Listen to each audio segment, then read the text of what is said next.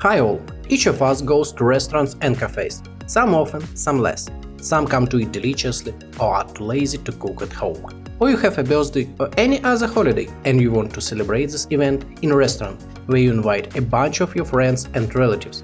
Or just met an old friend and decided to chat over a hot cup of coffee. But how to choose the right restaurant? After all, 80% of establishments are similar to each other, both in design and the choice of dishes. Such establishments will have comfortable and soft armchairs or sofas, and the tables will not be covered with tablecloths. And the overall design will hint the consistency and integrity of the concept. The chef is young, all in tattoos with beard, great experience, his philosophy and vision. Well, oh girl chef, everything is the same, only without a beard. And what is most surprising is that this trend is not only in our country, but throughout the world. You go into such a restaurant, and without looking at the menu, you can safely order Caesar, carpaccio or beef tartare, mushroom cream soup or veal medallions, and for desserts, cheesecake. And even if suddenly something is not on the menu, the kind waiter will be able to suggest a similar dish. And how did it happen that most restaurants open like a copy? Is it just now, or has it been like this before?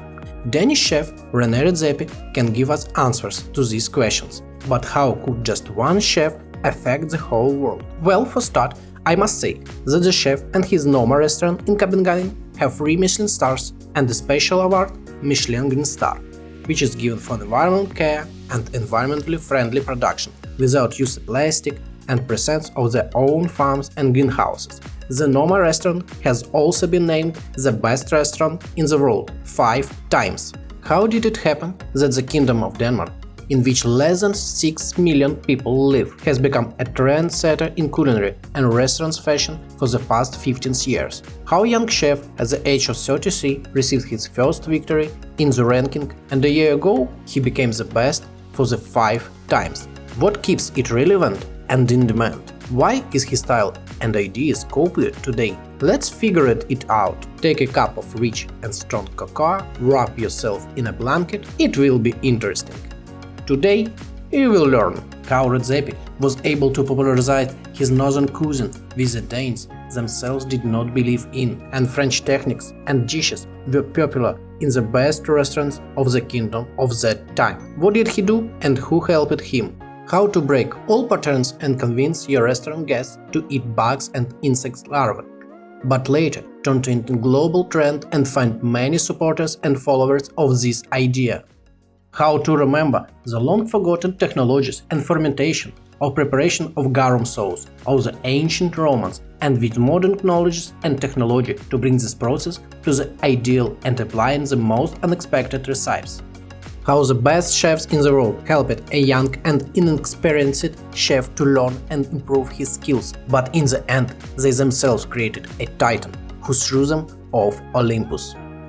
How a physicist who helped design and build a nuclear weapon at the age of 80 years was able to change restaurant trends and introduce the world to a whole new culinary trend that completely conquered the planet for 15 years and then sank into oblivion. And how Elon Musk and his Tesla car company are involved in this whole story, which gave the world hope for a bright, green and environmentally friendly future.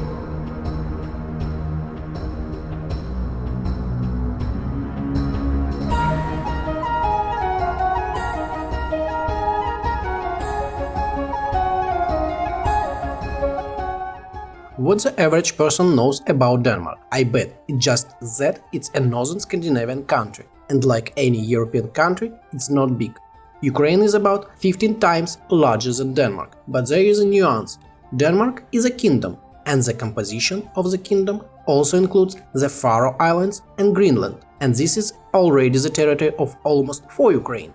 Greenland is the largest island in the world, although only 56,000 people live there. If you look at any travel blogger and issues about the Scandinavian countries, you can conclude that very peaceful people live there, kind and sympathetic. But it wasn't always like that. This is the land of the Vikings, the land of famous warriors and sailors who had constant raids, robberies and military campaigns to the neighbors as entertainment. The Danes for thousands of years fought hard and bloody Among their success were the sacking of Paris and Hamburg and the sortie to Spain and Lisbon. They stole geese and raped women in England, which led to the complete capture of Foggy Albion for 30 years, and the British swore alliance to the Danish crown. And there were hundreds of such military campaigns. It was an honor for a real Viking to die in battle, as it was a sure way to get into Valhalla, so that he could continue to live as a hero even after death. The boys were ideological to the core, and it was during this period the royal dynasties were born. We are interested in the Danish king Valdemar I. He ruled from 1147 to 1157. His father was a king who is known as Knut Lavard, but his mother was a Kiev princess Ingeborga Mstislavna. She was the granddaughter of Vladimir Monomach and named her son after him, Vladimir Valdemar. He took Sofia Vladimirovna, another princess of Kievan Rus, as his wife. These Scandinavians were skilled not only in military affairs, but also in diplomacy. The Slavs called the Vikings Varyagami. The military expansion of Denmark went until about 19th century, but then the military power gradually fell and the Vikings began to lose one war after another. And in 1848 they reformed their country, created a parliament and moved away from absolute monarchy. Gradually comes to understanding that it's time to live together. Of course there were still military conflicts in which were again defeats and losses of territories, but in general the Danes have already taken the path of neutrality and concern for their citizens. For example, during World War II, it was the only one Scandinavian country that signed a non-aggression pact with Nazi Germany. But this didn't stop Hitler, and on April 9, 1940, it was completely occupied in matter of hours. Can you guess what losses Germany suffered in this operation? Well, all the same, the war with descendants of the Vikings, Valhalla and all. 2 soldiers died and 10 were wounded. The King of Denmark, Christian X, simply capitulated 2 hours after the start of the operation, thereby saving the lives of the citizens of the kingdom. The occupation lasted until 5th May 45, and during this period the Germans arrested about 21,000 people. Now on the throne is Margareta Alexandrine Barhidur Ingrid, or simply Margaret II. She is a granddaughter of King Christian X, the one who capitulated to the Germans. Queen Margaret II has been the throne for 50 years, experienced woman, and unlike her English counterpart, her power is real and not nominal like Elizabeth II. Margareta has legislative and executive power in her hands, is the supreme commander of the armed force, is responsible for the issues of money in the country, and my favorite, is not responsible for all her actions. If something went wrong, the ministers are to blame. Queen in the classical sense. How dare you! Off with his head! Denmark, one of the few countries that is part of the European Union but did not enter the Eurozone. That is, they have a circulation as a currency, not the euro, but their own Danish krone. That is, they continued the path of neutrality and friendship with their neighbors. Despite its small size, it has high-tech industries, especially in the field of shipbuilding. In 2006, Emma Mayorsk have left her shipyards, a huge container ship capable of carrying 11,000 containers at a time. It has a length of 400 meters. Due to its size, it will not be able to sail through the Panama Canal. The Danes have built 7 of these container ships, and Mayorsk itself is a leader in cargo transportation in the world, with a market share of 18%. Here's a small and neutral country for you. It also produces oil in the North Sea on platforms. By the way, this is one of few resources available to Danes. The economy is completely export dependent. But the Danes can not only in the industry. For example, in 2000 there were 200,000 farms in the agricultural sector, and now, as a result of the consolidation, only 70,000 remain. And early 20% of population worked in fields and farms, now only 6%. In terms of energy, Denmark is one of the cleanest countries as it generates more than 50% of its energy through wind farms which they have located directly in the sea. There the wind blows stronger and does not occupy an important living area. Don't forget, the country is small, but surrounded on all sides by seas. Despite all the successes in industry and production, about a third of population is employed in the service sector, and these are shops, restaurants and cafes, and earn on tourists. The main street of Copenhagen, and this is the capital of Denmark, is called Nyhavn. It's built up with townhouses of the 17th and 18th centuries, all multicolored, and on the first floors there are cafes, bars and restaurants. But this is Denmark now economically successful with its own merchant fleet and oil and gas production. In the 70s and 80s the kingdom was poor and not so advanced. Rene Redzepi was born on December 16, 1977 in Copenhagen. The father is of Albanian origin from Macedonia and the mother is Danish. His mother was a cleaner, his father was a taxi driver, bus driver, greengrocer and delivered fish. A classic set of any immigrant. The children spend the winter in Copenhagen, in small and not cozy apartment, in an unfavorable area in the city, and a long summer in their father's homeland, in what was then Yugoslavia, in small town of Tetovo, with population about 50,000 people, where live his grandparents and other relatives. Mostly ethnic Albanians lived in Tetovo, and approximately 50% of Albanians are Muslims. How did it happen that in the heart of Europe most of the people are Muslims? The Ottoman Empire, and this is modern Turkey, captured this region in the 16th century and assimilated it culturally, and so successfully that the empire collapsed 100 years ago, but the Albanians still honor and believe in Allah. As Redzepi himself recalls, these summer months in Macedonia was the happiest in his life. He walked with his twin brother Kenneth through the endless expanses of fields and meadows, studied nature and the world around him, while blackberries, chestnuts and other nuts were collected in the forests. His family grew their own food on their plots. The future chef, without realizing it, received knowledge and skills that would help him form his own culinary vision and that would lead to its widespread copying and imitation. We never went to the supermarket for groceries. We grew everything ourselves. If the period of life with the grandparents gave him a love of nature, then his father instilled in him a love of cooking, as he loved to cook. Back in Copenhagen, while my friends were eating ready meals and chips, my father was cooking chicken liver with butter beans, pasta with brown butter and ground pepper. The food was mostly vegetarian and very healthy and wholesome. All this continued until 1991. A war broke out in Yugoslavia due to its cultural and territorial fragmentation. It was the bloodiest war in Europe after Second World War, with approximately 150,000 deaths as a result of this war. We will not climb into the regions of this armed conflict. The only thing we all need to know is that any war, fear and horror. In war, civilians always die, houses are destroyed and people's lives suffer. Don't go to war.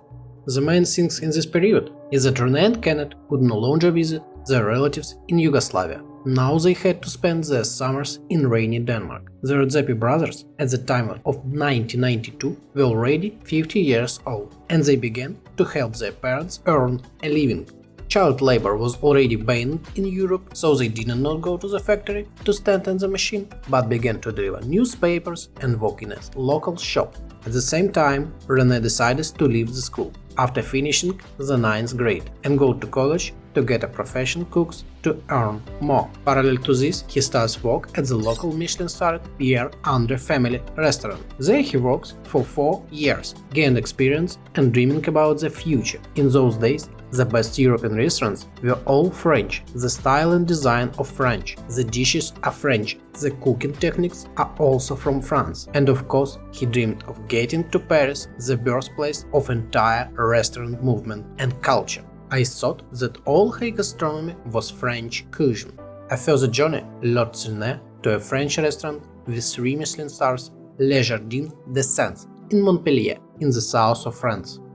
When I got there, it was very amazing, very difficult. I thought I'd see the perfection of perfection. Not at all. It was such a tense atmosphere. No teamwork, all the different sections work against each other. I was 19. It was like being in the army.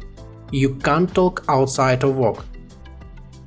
In search of new gastronomic experience, Rene Redzepi comes to Spain, in a small town of Roses, where the ElBulli restaurant is located on a rock near the sea. As guest, He tasted the dishes and was so impressed and delighted that he joined the ElBulli culinary team the following year. For you to understand, this is not just a restaurant, this is a legend. This is a restaurant that at the time of 1999 has been operating for 35 years, has many awards and recognition around the world. And this is Ferran Adria, a cheerful Catalan chef and owner, has even more awards and influence in the restaurant world than his establishment. For example, in 2010 he was named the best chef of the decade. In 2004, Time magazine ranking him in 57th place in the list of the 100 most influential people on the planet, along with George W. Bush, Bill Gates, J.K. Rowling and Steve Jobs.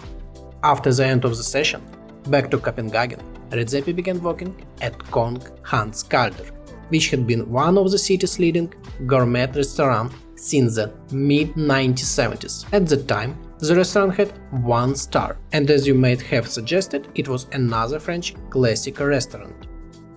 In 2001, Redzepi worked for 4 months at the French Laundry restaurant in California, all because the laundry was previously located in this building, which they decided to reflect in the name and connect it with history of this place. In 1994, the restaurant was bought by American chef Thomas Keller, who in 1996 was recognized as the best chef of California, and next year America's best chef. French Laundry in 2003 and 2004 became the best restaurant in the world. Naturally has 3 stars from the Michelin guide. It has been operating continuously for 44 years with short breaks for repairs and COVID pandemic. As you might guess from the name, the restaurant prepares French haute cuisine, only modified and adapted for Americans. Another one French restaurant in the treasury of Rene Redzepi. The main thing is that Rene studied and practiced a lot and constantly, and he did it with the best chefs in the world. He mastered all their techniques and knowledge and then applied them in his homeland, where he returned after California.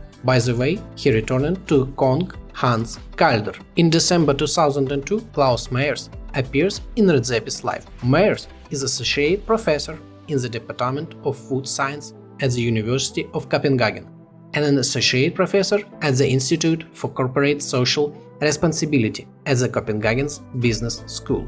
Klaus is definitely a smart guy. Meyer has hosted several Danish and international cooking television shows, including Meyer's Kochen on national Danish television from 1991 to 1998, and New Scandinavian Cooking, which arrived in over 130 countries. Klaus is definitely a famous guy. Meyer founded the Melting Pot Foundation, which aims to stimulate social change through food. With the Melting Pot, he helped found a culinary school and culinary movement in South America, opening a gourmet restaurant, Gusto, in Bolivia, and several cafeterias. The Melting Pot is currently working on social project in Brownsville, East New York, to create a culinary school, cafeteria, bakery, and community center that serves the local community and to engage at-risk youth. That is, it takes all teenagers from the street without supervision, potential drug addicts and criminals, and gives them a job and future profession. This guy is definitely a prominent public figure. He also wrote several books about cooking, food, Scandinavia. Klaus Meyer had fame, money, and great desire to create something new and eternal that will remain for centuries. And this same Klaus Meyer came to Redzepi and said, So, you're 24 years old, you have no experience as a chef, no one knows about you, but you're young, experienced, and hot. Let's stir up business, let's play in restaurant.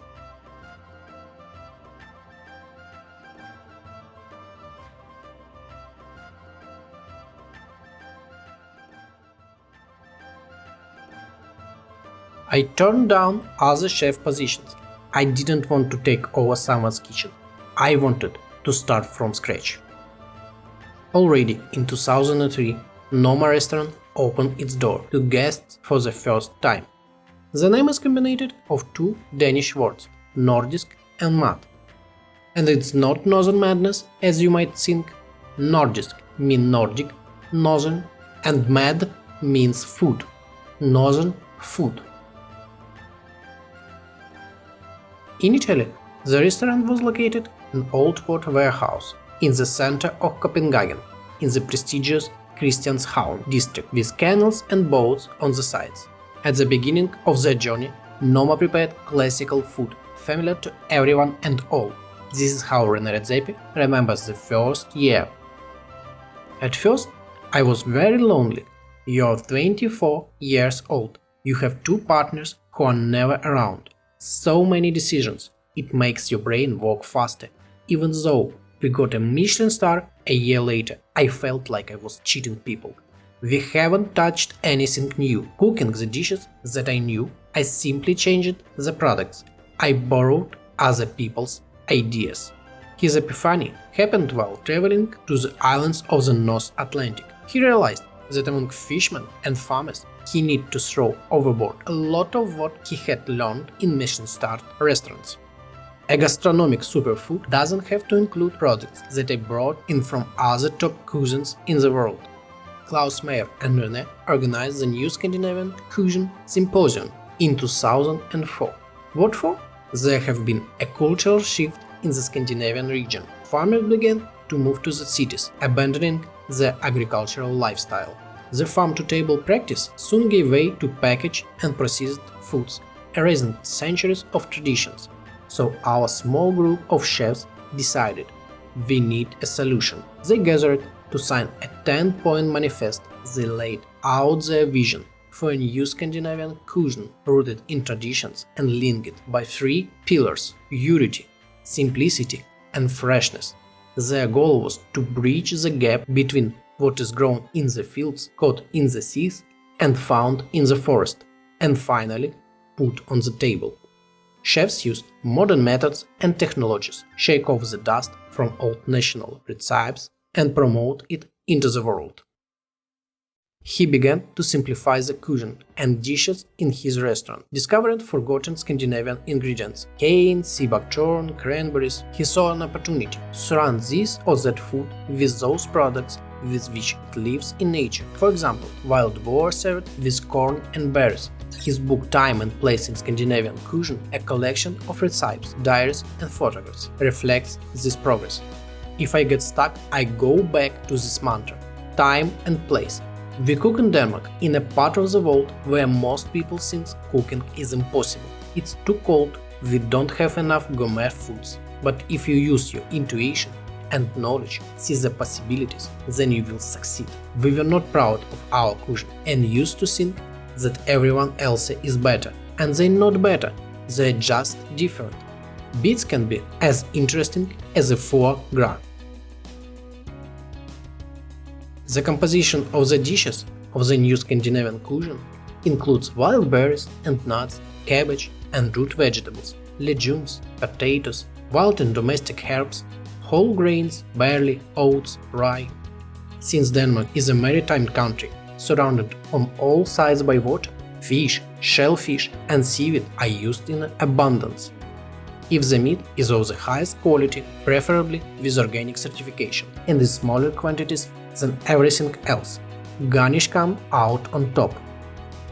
At first glance, the range of products is very limited, but with the help of local herbs, vinegars, various cooking methods, a variety of tastes is achieved. Ingredients are selected. They can complement and set off each other's flavors. People who work in my restaurant often go to the sea and to the forest. Collecting is a part of their job. Seasonality plays an important role. Autumn, winter and spring dishes differ from each other, both in the composition of ingredients and in the caloric content. In the conditions of the northern summer, long daylight hours and low air temperature, vegetables and fruits ripen for a long time, and their taste becomes more saturated. In addition to the traditional methods of harvesting for the region, pickling and drying, Redzepi also focused on dehydration and fermentation. Fermentation knows no boundaries. In Denmark, it is much part of culinary tradition as in Italy, Japan, China. Without fermentation, no kimchi, no sourdough bread, no parmesan, no wine, beer or spirits, no pickles, no soy sauce. Without fermentation, there is no Noma. Rene Redzepi published a 400-page book on fermentation, in 2018. Complete information about all microbiological processes that occur in products during fermentation.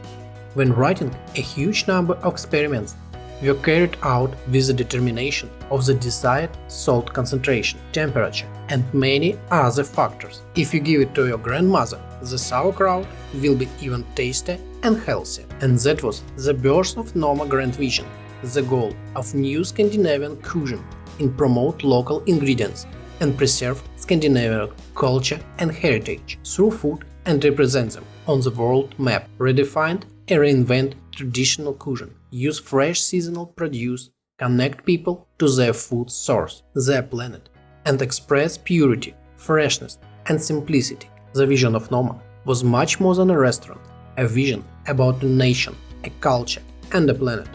Noma's desire was to make life better, not only for Scandinavians, but for all people on the planet. But to make a statement that you want to be the best in the world is a poof. Everyone wants to be the best in the world. It is necessary that they talk about you, know about you, recognize you. And here the name of the restaurant played the important role. Noma. 4 letters, 2 syllables. Easy to remember and learn.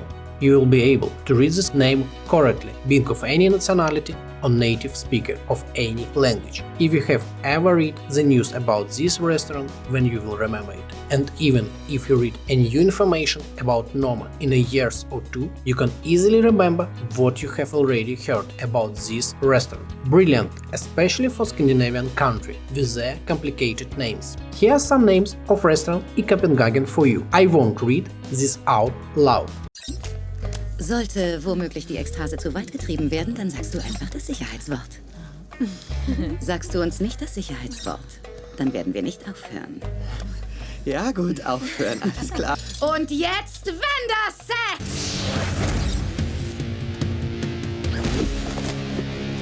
Hans! Gruber!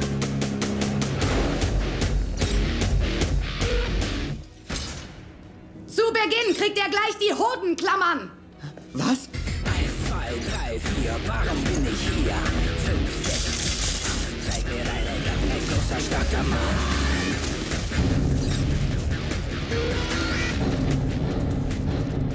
Was ist das denn? Das ist kein Wort, das ist... Bluten, King, kein... Blut... These guys don't cope with naming. More preciously, for the domestic market and the dance, everything is very clear and understandable, but for the international market, it's a failure. And Rene Redzepi was aiming for the world fame. A simple and concise name, also with an encrypted concept in the name. It's success. You can remember Coca-Cola. Actually, that's why I made this video. Before going to bed, I decided to read which restaurant is the best in the world, and there is Noma. And I'm like that, stop, is this the same Noma that I read about 10 years ago? And now you are watching a video about this restaurant with a timing of 3 hours. Any gastro-tourist who reads specialized magazines and studies new and interesting restaurants can easily remember such a name, and upon arrival in Copenhagen without knowing Danish will be able to tell the taxi driver Noma, and they will bring him to the right restaurant. Addresses in Denmark are also with cunning. Dogate 93. This is the address of Noma, but the beautiful name is only part of the journey. We remember about the manifesto and love for nature, and also remember what a classic French restaurant looks like. White tablecloths, stretched waiters, porcelain and faience dishes, expensive glass and silver-plated cutlery. But Noma took a different path. Simple tables made of natural wood, not covered with tablecloths, earthenware from local craftsmen, wooden boards for serving dishes, or just a dish on stone, hay and straw. It was a bold move, and people had never before associated fine dining with such an ambience and welcoming environment. Now, 80% of the restaurants that we can see around the world have this style in design, and this trend was set by one small person from a small kingdom. What we get? A fresh look at the godforsaken cuisine, a new vision of the design and concept of the restaurant and dishes inside the establishment itself. A successful naming, the first Michelin star, and loud manifesto. Was it really enough to get noticed and started talking about you? That's right! The growth of Noma popularity was smooth and gradually gained momentum. At the time, there were other gods on the culinary Olympus, and they were not going to give up their positions so quickly. There is such a rating of the top 50 best restaurants in the world. I mentioned it about the chef Thomas Keller and his French lounge. The authoritative British restaurant magazine is responsible for their ratings, which annually published a list of the top 50 restaurants around the world, based on survey of chefs, gourmets and restaurant critics from all over the world. In 2006, Noma made it to the list for the first time at 33rd place. The next year it was 15th, and in 2008 it was 10th. After only 4 years after starting work as a chef, his restaurant is already in top 10 of the world. But this year was only the beginnings of triumph, the beginning of all his victories and recognition in the world. In the same year, TripAdvisor declares Noma the best restaurant in the world, and the La Major de la Gastronomía conference in Spain declares Redzepi the best international chef. But that's not all. Klaus Meyer and Rene opened the research organization Nordic Food Lab, which studies food and products, the processes that occur in them during heat treatment and other research. Remember I talked about the book Guide of Fermentation? Here it appeared with the help of these studies. Another bright direction is the study of mushrooms and insects, followed by their use in cooking. Mushrooms are not only champagnes and chanterelles, but mold, yeast and other representatives of this kingdom. Here's what Redzepi said about the edibility of insects. I know that eat bugs are taboo in the Western world, but why not? It's like adding a new word in your vocabulary. You go to Southern Asia and it's common there. You read about it everywhere. What people eat? Beetles. Of course we eat what we get from insects. We eat honey, and honey is bee vomit. Think about it the next time you add it to tea. The last cherry on the cake in 2008, the second Michelin star. Triumph, confession, glory. Let's look at this graph of the number of tourists in Denmark for the years, and we see that since 2003, active growth has begun. It's clear that is not only the merit of Rene Redzepi, but he made his contribution to the popularization of his country and the cuisine of his region. 3 years after the opening Noma, tourism in Denmark was growth by 12%. The incredible happened. People began to fly London, Paris and New York, but to Copenhagen. Noma's website has an online reservation system that opens months before each seasonal menu. As soon as Noma announced the opening of bookings, people from all over the world make reservations for the next 4 months, and all reservations for the next season are sold out in few days. This level of sophistication of dining in restaurant and the lack of seating adds to the value of the restaurant and makes people even more willing to dine at such a place. And the restaurant has only 40 seats and it works from 5 p.m. to 12 a.m. The cost of booking a table and dinner is 3,000 Denmark krone, with approximately 430 United States dollars. A bit of math: $430 multiplied by 40 guests and we get $17,200. We also multiply by 30 days and we get $560,000. 430 is the price for dinner only, excluding accompaniments, drinks, wine and spirits. $500,000. Excellent result. Okay, what if you refuse a table? Can? Yes, you can. Only you must be notified the restaurant at least 21 days before, and the cancellation fee is 2.5%. Excellent business model. My respect. Another key factor that has played a big role in building the community is Rene's own personal brand. Noma is not popular because of the food or service. People love it because they love Rene. Redzepi speaks loudly about his mission and his vision. He meets people and speaks to a much wider audience through his media publications, books, speeches and organizations. His personality is infectious and charismatic. Look at this cutie. People connect with him on a deeper level because people can connect with him. He is open to his guests, he is vulnerable and sincere enough to share his struggles, his pain, his joy and his dreams. And that what makes people emotionally connected to him. They become his fans, admire and adore him, and eventually become his regular guests at the restaurant. In the achievements of the Noma and Redzepi, we stopped at 2008 with 10th place, 2009 3rd place in the ranking, and 2010 Noma according to the Restaurant magazine, and its ranking of the top 50 restaurants in the world takes first place. Best Restaurant 2010 is Noma! Rene Redzepi! Your award awaits! He will repeat the same success in 2011. Best Restaurant 2011 is Noma! Rene Redzepi and the team, congratulations once again! 2012. The world's best restaurant 2012 is Noma! Rene Redzepi and the team, congratulations once again! And 2014. Best restaurant 2014 is once again Noma!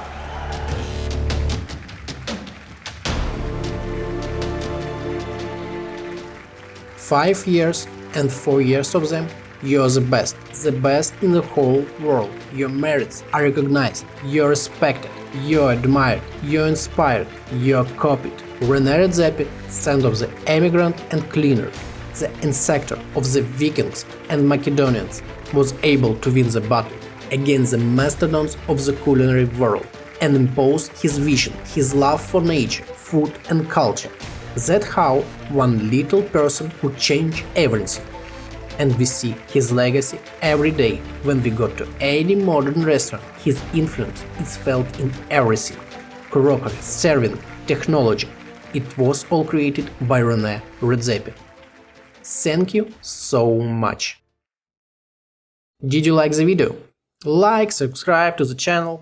But wait, it's only 2014. The story of Noma and Rene Redzepi is not over yet. The next chapter.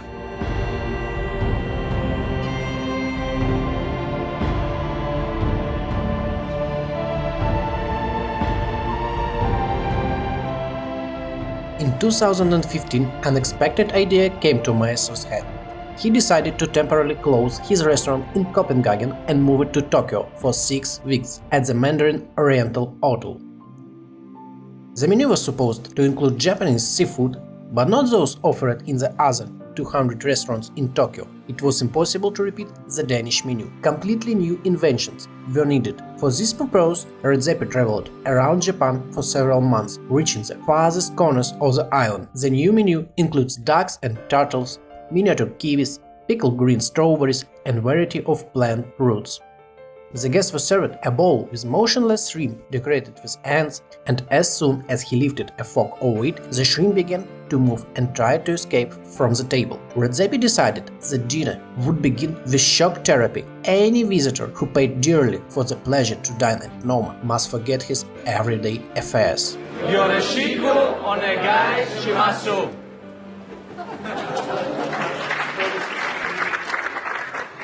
In early 2016, the restaurant moved to Sydney for 2.5 months. For $485 Australian per person, Redzepi offered a unique menu of Australian ingredients: scallop cake and lantana flowers, berries with smoking butter, snow crab with fermented kangaroo meat, watermelon and pineapple squeezed in hibiscus flower, mango sorbet with zesty green ants, hedgehogs, and even fruits of the Monstera delicacy, which is considered a poisonous plant. Redzepi found that when purified, the fruit has several flavors at once: pineapple, banana, mango, onion, and papaya. In Australia, Redzepi compiled 500 new recipes, of which 17 were served for dinner. Many of them chef intends to bring to Denmark, however, as well as quinoa or miniature lime seeds, which he intends to use as ingredients. Noma has gone through many drastic changes over the years, and every time something like this happened, every effort has been made to let the world know about it. This was achieved by creating hype for upcoming changes to the restaurant.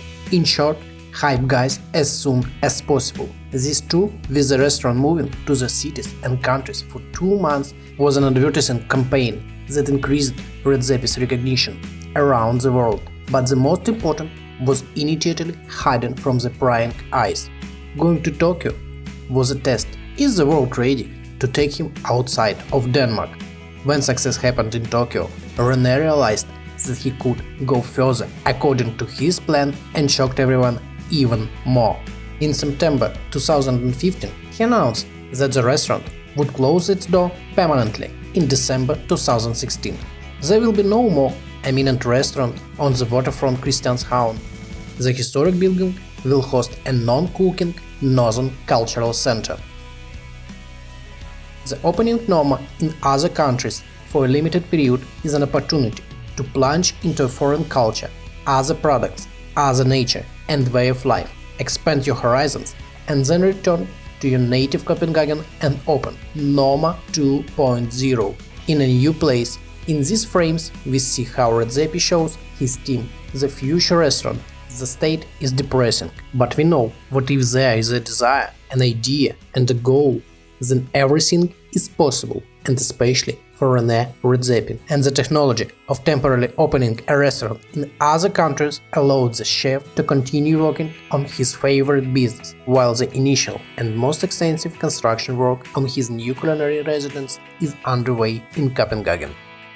The new place where Redzepi arrived with his team was the city of Tulum, Mexico.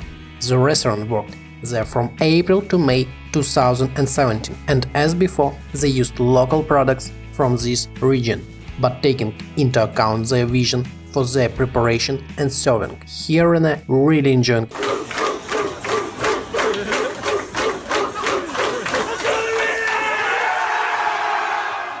He was probably not so close to nature since his childhood in Yugoslavia.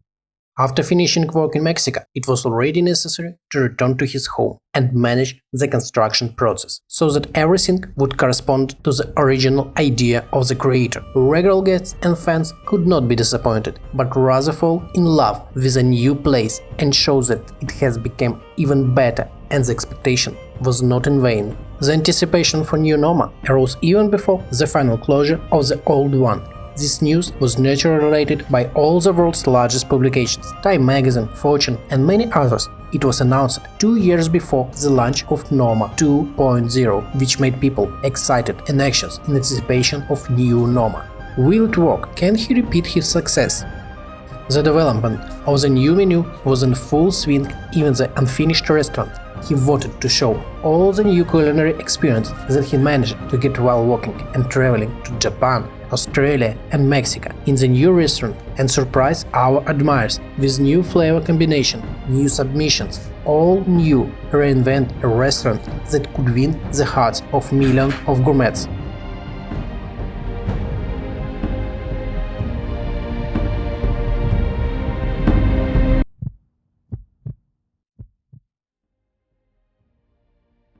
February 2018. Just look how the restaurant has changed. It has become lighter, which is helped by large panoramic windows and the glass roof, curtains, live plants and flowers in the hall, lots of natural wood in the interior design, greenhouse with fresh herbs for restaurant guests, cookbook in an open kitchen, and each guest can spy on the secrets of this famous restaurant. Everyone has the opportunity to see how the magic happens in the hand of the masters. The kitchen itself is very beautiful, and when you see how 30 people work on it at the same time, it's simply mesmerizing, impossible to take your eyes off. Noma has the distinction of being a strong proponent of local food and preparation and food sourcing. While this makes it stand out from the crowd, it also comes with a unique challenge. Noma has become limited to only Danish ingredients, and given the severe winters in Denmark, the amount of products and ingredients in winter has become even more limited. The result of the work on the new menu was the division of the year into 3 seasons, namely the game and forest season from September to December, the seafood season from January to April, and the vegetarian season from May to August. Each season lasts 4 months, and each season's menu only offers that the season's name suggests. This has created another layer of the restaurant's uniqueness. Noma has received the most bookings after announcing the new seasonal menu to the public. It was another innovation. Nobody in the world has done this before. Success did not leave Redzepi throughout his life. The world put obstacles for him, and he overcame them and moved on.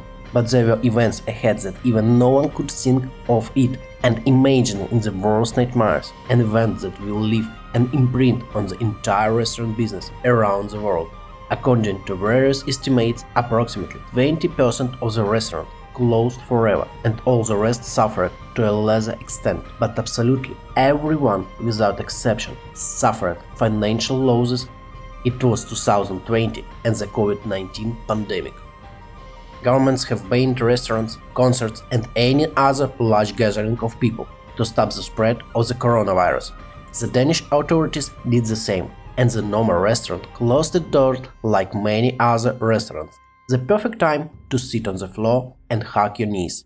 But not for Rene Redzepi. He believed that it would end and that it would be necessary to surprise his guests. He locked himself in his laboratory and began to conjure, create and be weird. He began to study garum, its history and try to cook it. Is this the first time you hear this name? Now it will be interesting. Garum was prepared by the ancient Romans from about the 4th century BC. And since the Romans then began to expand and conquer new territories, garum entered the cuisine of the Greeks, Byzantines and Carthaginians. Here is an ancient Roman factory for the production of this sauce. Do you see holes in the rock? It was in them that the sauce was prepared. Namely, they took the fish tripe, intestines, blood, head and the tails, sometimes shellfish and spicy herbs. Knife goes in, guts come out. Knife goes in, guts come out. Spare my life, and I will grant you 3 wishes. Knife goes in. They threw it all into the spits, added salt, covered it with a lid and left it to ferment for 2-3 months. Delicious! During fermentation, a clear liquid was released on the surface, which was garum. As you might have guessed, the smell of such factories was terrible, and therefore their construction in cities was prohibited, and the finished garum was poured into small clay vessels, cooked and delivered in sealed form to cities and villages. How could the idea came up with pouring fish waste with seawater and smelling it for 3 months and then dare to add this liquid to your salad? And how could Redzepi think that is a great idea and is going to poison people with this in his restaurant? What if I told you that each of you ate or even drank garum? Что? What? Что? Meat. Worcestershire sauce, also known as Worcestershire sauce, which is made from fish and salt, adding onion, garlic and tamarind. The cooking technology is the same as that of garum, only more modern, and anchovies are fermented for 1 year, not 3 months. Do you have this sauce at home? Be sure to buy and try.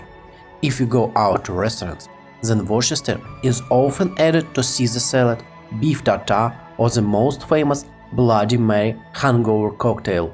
Have you tried any of this? Okay. Asian cuisine love and eat. The Asians have fish sauce.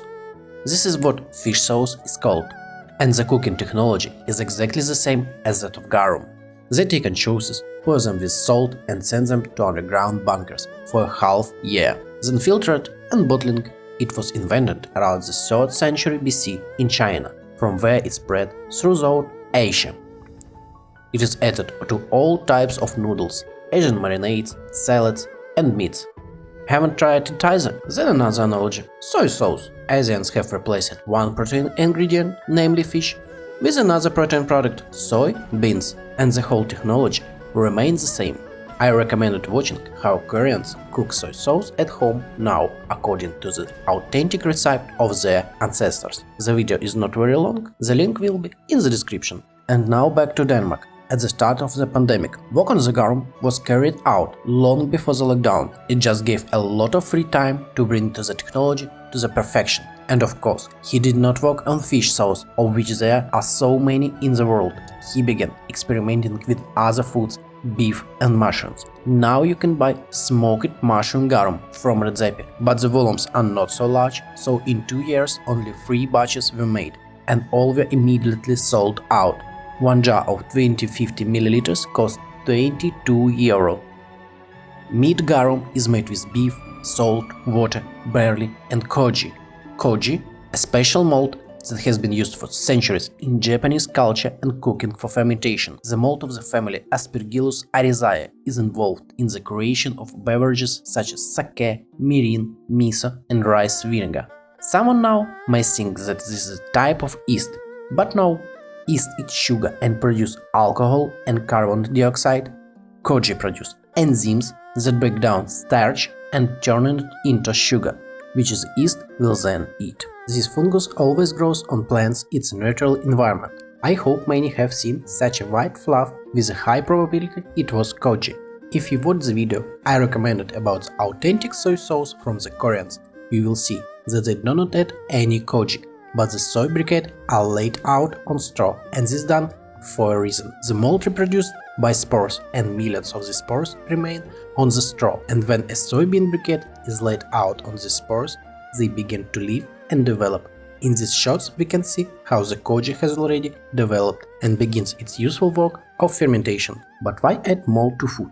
Well, firstly, not all mold is used in a row, but only noble, and it performs several functions at once. The first improves and changes the taste of the original product, like camembert cheese and dough blue, and it also works as a defense. If a certain culture of beneficial fungi has already been planted on the product, then harmful cultures will no longer be able to take a root, and such a shell does not allow the product to dry out. Here's fouet and salami, and mold is used everywhere. Rene had other plans for his unique beef garum. As soon as the COVID restriction eased a little and allowed restaurants with summer terraces and verandas or just outdoors to work, Redzepi immediately appeared and spoke. It means this: we walk in the fresh air, a summer bar with wine is here, and we cook burgers. Here, only two types, one meat and one vegan. Beef burger is called Viking. Not only is the world still fucking with COVID, but here another one of the best chefs in the world says, fuck haute cuisine, we're cooking fast food. The profile restaurant press was discouraged and extremely delighted with such an act. And of course, everyone wrote about it. On the first day of sales, a huge queue lined up for a bun with a cutlet, as Redzepi himself said. On the first day, 1,300 burgers were sold in 4 hours, and wine for several $1,000 more. But first of all, the goal was not to make money, but to give people joy and emotions. The idea was that people are tired of sitting at home within 4 walls over these few months, and they want open space and delicious food. It's hard to find someone who doesn't like burgers these days, and they love delicious burgers even more. And Redzepi knows how to make delicious. The meat cheeseburger patty is made from dry-aged flank steak with the addition of beef garum for a richer and more intense meat flavor. Then the cutlet is fried in butter and added cheddar cheese, red onions rings, and Ketchup sauce with pickles. Delicious! And what about for vegans? Quinoa patty and tempeh, fermented soy, popular in Asia. Also lettuce, sauce, and the bun itself are prepared without milk. And as before, Rene Redzepi stood at the entrance of Noma and personally met the guests of his restaurant and greeting them with his elbow in a cold way. The main thing was to give emotions and feeling of happiness, and this shot succeeded. He again outpaid and destroyed everyone. Noma has been able to radically adapt during COVID-19. The restaurant business has suffered all over the world, and Noma too. The number of guests has decreased due to restrictions on travel from other cities and countries, and even those who lived in the city didn't want and were afraid to dine out. Noma had to quickly rethink its strategy and drastically change its positioning. Noma has adopted and developed into a local wine bar, casual outdoor dining with a la carte menus, and no booking customer service.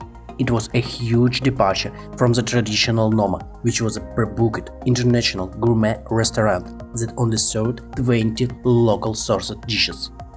It was important for the restaurant to make this shift in order to maintain its sustainability and retain customers while they could figure out how to reopen a traditional restaurant. Noma is not afraid to adopt. One of the main reasons for Noma's success is the flexibility to adopt. History has shown time and time again that business that don't adopt eventually die. Remember ElBulli, where Redzepi worked in 1999? So he closed his doors to guests back in 2011, as he did not offer anything new, and the restaurant worked For 47 years, it's the best restaurant in 2002, 6, 7, 8 and 9, and the second place in 2010. 5 years and 5 times it was the best. Noma was only 4 times at the top. 3 Michelin stars, and this restaurant didn't cope with the task of keeping up with the times. Noma is constantly pushing the boundaries and experimenting with ingredients and recipes that no one has experimented with before. I also see synergy between Rene's personal evolution and the evolution of the restaurant. As Rene has matured and developed in his personal life over the years, so has his restaurant. Change and innovation are vital to his personal and professional growth. Whether experimenting with ants as food or serving only seafood in the restaurant, for 4 months, Noma keeps coming up with new and fresh ideas. This not only makes the restaurant relevant, but also ahead of time. This makes it a leader and a trendsetter as other restaurants follow the path paved by Noma. It also keeps customers looking forward to new surprises, and they keep coming back for new experiences. It takes courage to take such bold steps and jump headlong into the unknown and do something that no one has ever done before.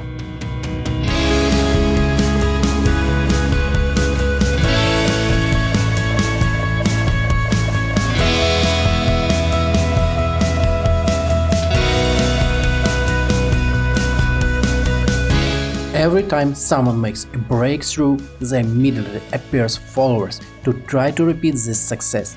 And this happens not only in the restaurant business, but in all creative areas, be it music, cinema or new format on YouTube. When the Marvel Cinematic Universe was just launched, anyone did not believe in it and thought that the idea was stupid and wouldn't work. But each film of the first phase paid off, and the Avengers put everyone in doggy style and collected more than 1 billion. DC immediately appeared on the horizon, then Universal with its Dark Universe, and Sony with the Spider-Verse without Spider. The same is true in music. A new genre appears and everyone immediately jumps on that hype train. In the 18th, rock music and countless rock legend. In the 19th, new metal, R&B and hip-hop, then pop-punk and alternative. Parallel Armin van Buuren and Skrillex. Then, God forgive me, Russian rap. And every time there was an innovator and a pioneer, and then a wagon and a small cart of imitators. Demand creates supply. But back to restaurants. Remember Hans Calder? Rene worked there in 2000, then went to the French Laundry and then returned and worked there until 2002. The chef of this restaurant was Thomas Anderson. No, not Thomas Anderson, but Thomas Rode Anderson. This guy, in March 2040, Thomas left and the restaurant lost its Michelin star. Hans Calder is a classic restaurant with tablecloths, Haiti waiters and French haute cuisine. The same cuisine which 20 years ago was trendsetter and actual ubiquitous all over the world. In 2040, Mark Lunger came to the position of chef, and already in 2015 received a Michelin star, and in 2021 a second star. Can you guess what kind of cuisine the chef promotes? French haute cuisine, only with Nordic elements. Let's take a look at one restaurant that ranked second among the best restaurants in 2021. Geranium, a restaurant also located in Copenhagen, like Noma, is the first Danish restaurant with 3 Michelin stars, received third star in 2016. What is the cuisine like in the restaurant? European, healthy and Nordic. No, well, the same restaurant is located in Denmark. Tell me, what dishes should he cook? Hot dogs? Burgers? Pasta? Fair. Let's immediately take 6 restaurants from the top 10 of 2021. Asador Ecebari, Spain. Central, Peru. Disfrutar, Spain. Franzen, Sweden. Maido, Peru. And Puyol, Mexico. As you may guess, all the restaurants from the Magnificent Six do not cook the cuisine of the North, but they all have other things in common. The lack of tablecloths, simplicity and friendliness in the design and general concept of a restaurant, earthenware or other simple local dishes, working with local products and promoting their national kitchens. It all sounds a bit familiar. It seems like I've heard this before, moreover, quite recently. Oh, this is Noma, only in other countries, and they promoted not Nordisk Mad, but their own dishes and products, their ethnicity and culture. This is bad? It's fine. Okay, it's in the Western world. And what about the expenses of the former Union? In 2021, there was a Michelin guide give out its stars to restaurants in Russia for the first time. Let's look at them. 7 restaurants received 1 star. Selfie, Beluga, Grand Cru, White Rabbit, Biology, Sakhalin, Sava, and immediately 2 stars received 2 establishments. Twins Garden, brother Ivan and Sergei Berezutsky, and artist, Chef's Table, Chef Artem Estafiev. First time and immediately 11 stars. Harvest year. Twins Garden was also awarded a special award for the best service. He was also awarded a green star. Now let me tell you more about these restaurants. Only official information which taken from the official websites. Literally only 1 paragraph for each restaurant. Chef Anatoly Kazakov hosts famous chefs on his open kitchen and introduces guests to Russia products. Kursk pork, Murmansk halibut, Bryansk veal, Tver asparagus, Crimean truffle. Kazakov's menu has unique geography, 15 regions of Russia, seasonal product, respect for tradition, and modern cooking techniques are the 3 main principles of selfie. Это какой-то заговор. However, Russia is not famous for caviar alone. Archangelsk toothfish, Caspian beluga, polar halibut, beluga balik, salted using special technology, Vizigi broth, Pomeranian fish soup, Murmansk mackerel, and Far Eastern scallop. Oh my god! Wow! Our menu is quite short by the standards of Moscow. It's based on the principle of frequent seasonal renewal. David Emerle pays special attention to seasonal, local, organic products. The Grand Cru menu always has and will always have both dry-aged beefsteak and purely vegetable light dishes. Случайности не случайны. Seasonal local products, original recepts, and finely crafted combination are the hallmarks of White Rabbit chefs Vladimir Mukhin. Following the rules of high gastronomy, Vladimir opens every season with tasting set based on new products, ideas, combination of flavors. Biology is the science of living beings in their interaction with their environment. We study seasonal factors, flavor combination, methods of product preparation, storage, aging, human perception of certain combination and tastes, the benefits and harms to our consumed product. The menu includes the flora and fauna of our planet, plants, fungi and bacteria.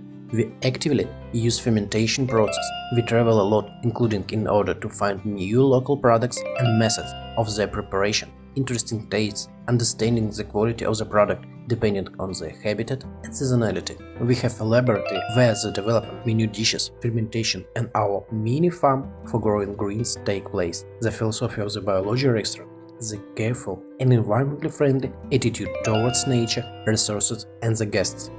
Совпадение, не думаю. Sakhalin restaurant. A variety of seafood, shells, crabs, shrimps and fish from the Russian Far East against the backdrop of unique 360-degree panoramic view of Moscow. Russian regional product combined with Mediterranean and Asian dishes and cooking techniques, forming the basis of the new style of Mediterranean cuisine. Andrei Shmakov completed internship at the legendary Noma in Copenhagen. The concept of the restaurant is modern Russian cuisine in the outdoors performance, seasonal products, vegetables, herbs and work with farms. Это совпадение. Только и всего. Twins Garden is a restaurant based on the concept of symbiosis of science and nature. In our kitchen, we use the latest technological developments and products from our own farm. Thanks to our farm, regardless of the time of year, we are able to shape the control a large part of the restaurant's grocery traffic, personally track that our animals eat, choose the best fertilizers for the soil, and control the quality of vegetables and fruits, literally from seeds to plate. Воровать неплохо. Artist is an energy focused on creating a product. Starting with a grain, we try to adhere to a closed system of work with the product from inception to rebirth. The a la carte menu has about 25 dishes, the ingredients for which we prepared with the walls on the restaurant laboratory. The menu is updated every 3 months. The menu features the best deals from seasonal products, mainly sourced from our farmers and suppliers throughout Russia. Так неожиданно и приятно. So, 9 establishments from the guide, and all of them like a copy. Locality, seasonality, national cuisine. Someone else has research laboratories for studying the biochemistry of products and blah blah blah.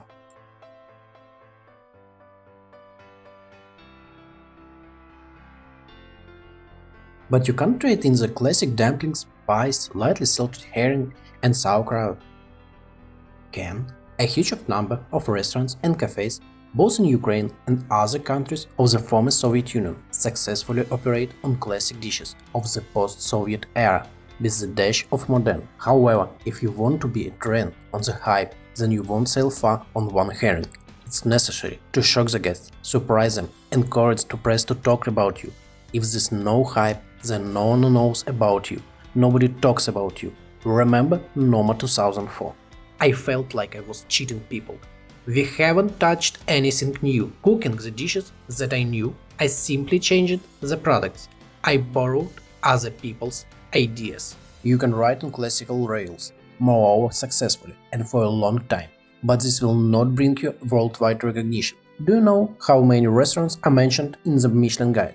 1, 2, 3 stars just to mention. That's how much? 15,989. Well, this fuck up. 60,000 shit. But in general, 16,000. Tagged restaurant. Is that a lot or a few? We go to the Tugis website and select the Kiev city. There are 6,422 places to eat in total. Of these 1,083 restaurants in the city where 3 million people officially live, there are only 1,000 restaurants, and there are even few expensive and chic fine dining restaurants. Do you know how many restaurants are featured in the Michelin Crane Guide in Paris? This is such a small town with 2 million people. There are 426 marketplaces, and the total number of places where you can eat is 18,700. There are less people than in Kiev by 30%, but there are 3 times more places. Culinary capital of the world. The French love to eat. Now imagine that you are a chef and going to open your own restaurant in Kiev. You will be 1084 restaurant in the city. But how to become the first? Well, standard phrases: don't be like everyone else, don't be a crowd, swim against the stream. And I will tell you that on the contrary, those people who followed the wave and work on the revised, adapted and improved concepts of Rene Redzepi were able to get their stars and recognition.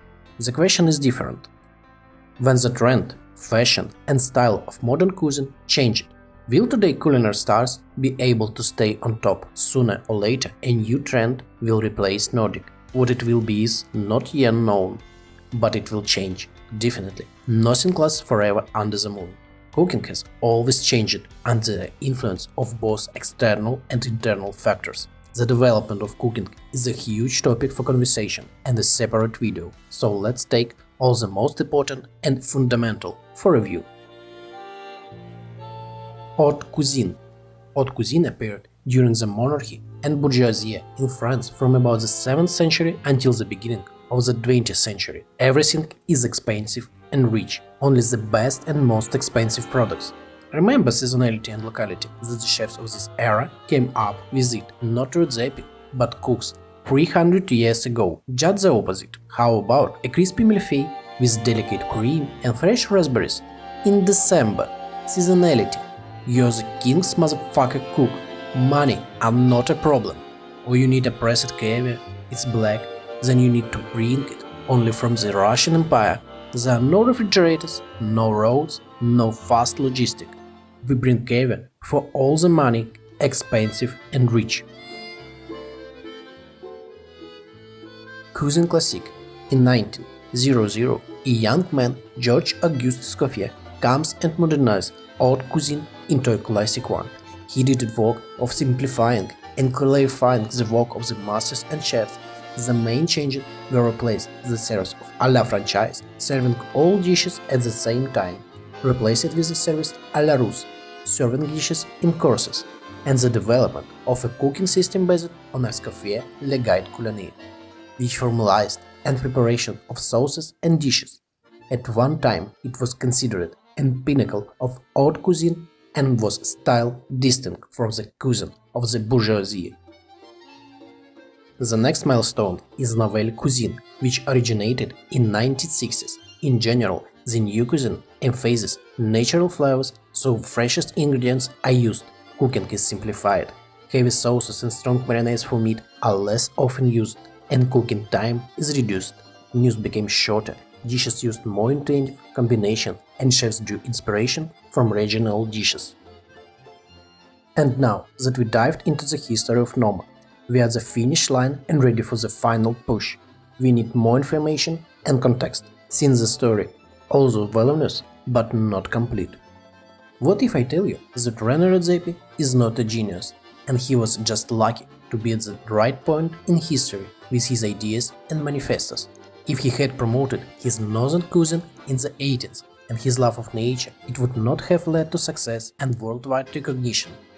Remember, I just told you about haute cuisine, then cuisine classique and nouvelle cuisine, which originated in the 60s. Really, from 1916 to 2010, no one could come up with a new culinary trend or direction in cooking that could conquer the world.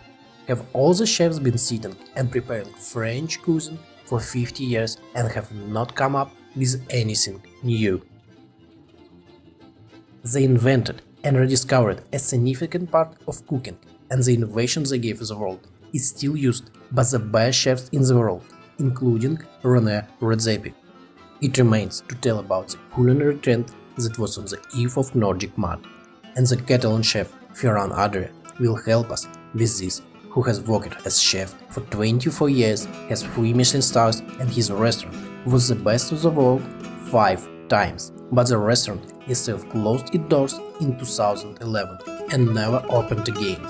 And in 1999, a young and unknown Danish chef, whose name was Rene, trained and worked in this restaurant. ElBulli.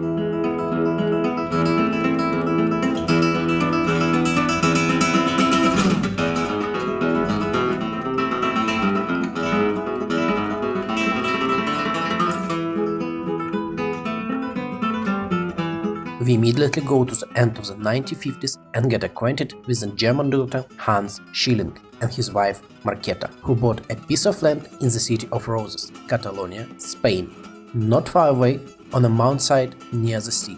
Picturesque and beautiful, just fuck up. A bar was opened in 1961 and a full-fledged restaurant in 1964. And they named the restaurant after their dogs, French bulldogs, which were popularly called Bulli. At first, the restaurant prepared the most ordinary food without frills. Dr. Schilling, who spent most of the year in Germany, used to go to the best restaurants on the continent, from where he brought the best ideas, which he gradually implanted in his restaurant. Since 1970, the ElBulli restaurant has been gained a momentum. Many more French dishes began to be served, including Cibas flambé with fennel, prawns in pernod, this is a kind of anise tincture, double entrecôte with béarnaise sauce, and beef stroganoff.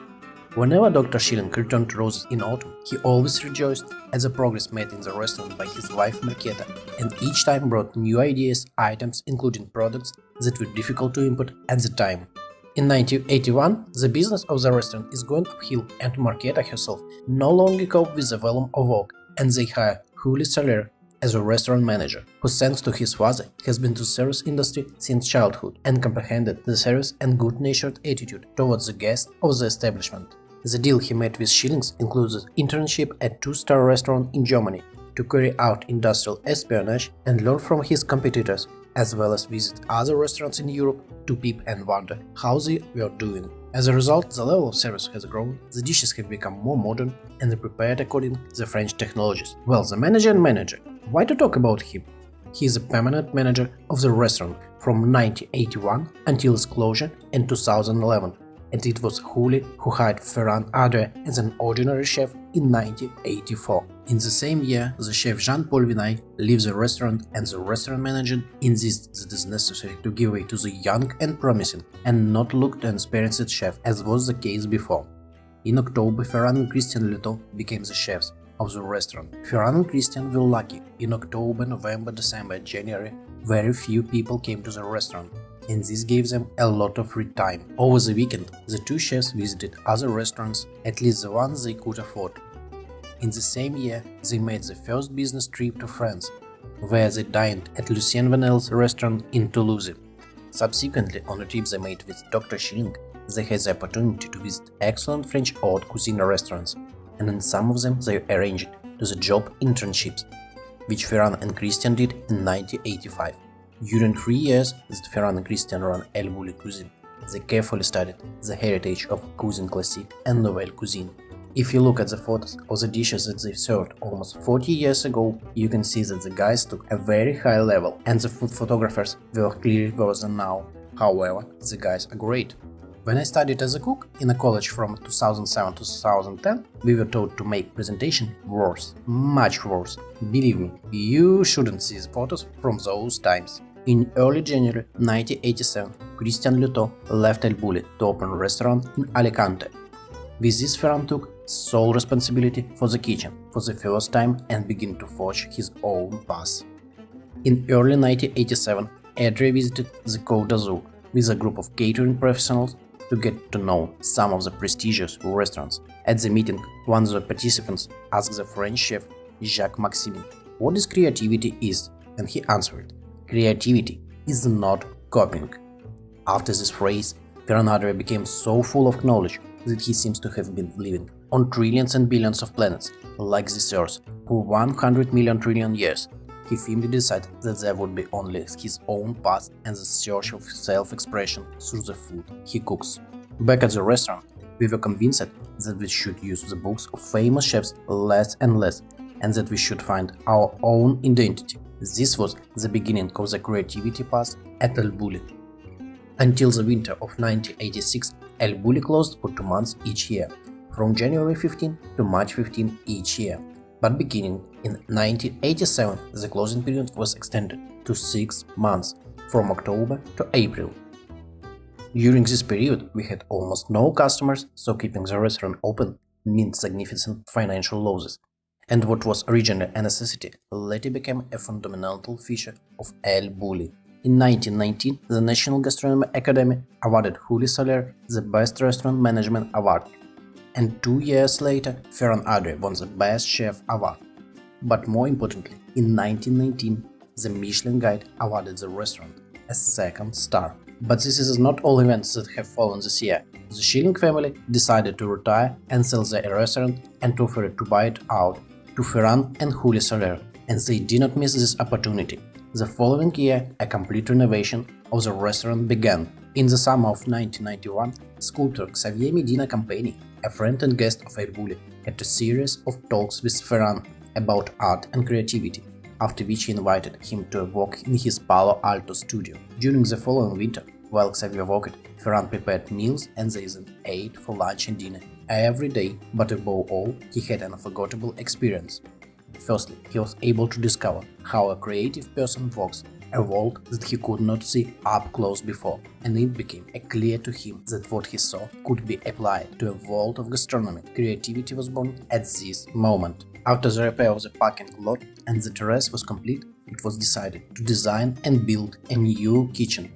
In 1992, we already had a very clear characteristic that it should have. We made models, we decided to use innovative materials that were not common in kitchens. We included sculptures of Xavier Medina Campani, which today are a symbol of our kitchen. The result is a kitchen of 325 square meters, with all necessary installations and equipment, and before the entire kitchen area was 50 square meters. ElBulli, as we know today, would haven't been famous without this kitchen, so it can be said that it became a fundamental element in the evolution of the restaurant. In 1993, Chef published the book ElBulli, Taste of the Mediterranean. Ferran Adria comes up with an analysis of his cuisine, which he has been preparing for the last 10 years. This was not a simple collection of recipes and photographs, but a book with a look into a philosophy of ElBulli, the style and way to create in cooking. The book reflected the desire to systematize the kitchen. Since 1994, the technical conceptual search has been the main creativity bastion, without abandoning other styles and methods. In the following years, forms, new pastas, new ravioli, salty ice cream, new caramelization, etc. were born. This year they opened courses for professionals. The next year catering in Barcelona to increase their coverage and win a large audience. Business is booming, the number of fans of creativity is growing and recognition is also. The books are selling like a hot pies. And then comes 1997, and ElBulli becomes the third restaurant in Spain which received the long-awaited third Michelin star. The other two restaurants are Zag and El Raco de Canfabes. Then on the wave of success, he releases several more books and in 1999 launched his own line of vegetable oil and vinegar with various flavors. In the same year, Ferran Adria is on the cover of El País, and this is one of the most read publications in Spain, which increases the chef's recognition even more. Now every dog knows about Adria in his country. In 2001, ElBulli starts to work only for dinners and cancels lunches as a restaurant. If you forgot, the Noma restaurant is also open only for dinner from 5 p.m. to 12 a.m., as well as many other fine dining restaurants. The rest of the time they prepare for dinner, make preparation, the waiter sets the tables, there is full preparation for work. That's the principle of work came to ElBulli. Since 2001, the guys have begun to go crazy and begin to design and develop plates for serving their dishes themselves. Food became a full-fledged art. Not only taste is important, but also form. It should be mentioned that since 1993, Ferran Adria has begun to process of cataloging his cuisine. To do this, he took all his old recipes and technological maps and prepared them anew, but at the same time, he described all the physico-chemical processes that occur during cooking and also made modern photographs of dishes. All this was put together in a catalog by years and with a complete set of information. For this purpose, in 1999, a 260 square meters plant was bought and ElBulli Carmen was placed there. In 2002, the first volume of the catalog is published, which covers the year 1998, 2002, the 1994, 1997 and 1983-1993. Catalogs are demanded and the sold. People buy them, and they say strike while iron is hot. So every year there were also catalogs. ElBulli 2003, ElBulli 2004, and so on. As a result, in 2002 the restaurant didn't have a new menu. People read the catalogs and they were like, wow, cool, I haven't eaten these old dishes, but I really want to. And this year there was a compilation of the best dishes from the past year. Another important event, in 2002, ElBulli was named the best restaurant in the world for the first time, and in the following 2003 there was an explosion of popularity. Well-known world publications that are not related to cooking begin to talk about Adria. The New York Times, the newest new cuisine, how Spain became the new France. The article took up 14 pages in the newspaper, or take the French newspaper Le Monde, which calls Ferran Adria the alchemist, and Time magazine included him in the list of 100 most influential people, along with political, public figures, and other powerful people of this world. And after that, Ferran becomes just a rock star. In 2004, our Spaniard helps open a research center called the Alicia Foundation. The name comes from the fusion of two words in Spanish: alimentation, food, y ciencia, science.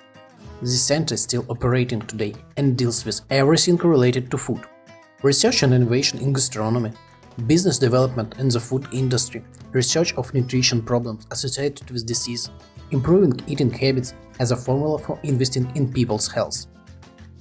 In 2006, 60 profile journalists gathered and compiled a list of the most influential chefs from around the world. Ferran Adria won the first place. In addition of all this, for the second time, ElBulli is the best restaurant in the world.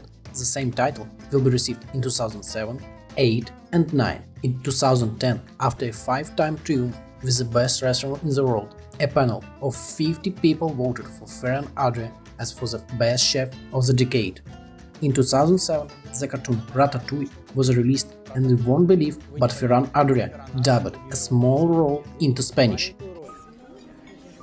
How have you decided this evening? Your soup is excellent, but we order it every time. Yeah, what else do you have? Well, something else. We have a very nice foie gras. Yeah, I know about the foie gras. The old standby used to be famous for it. What does the chef have that's new?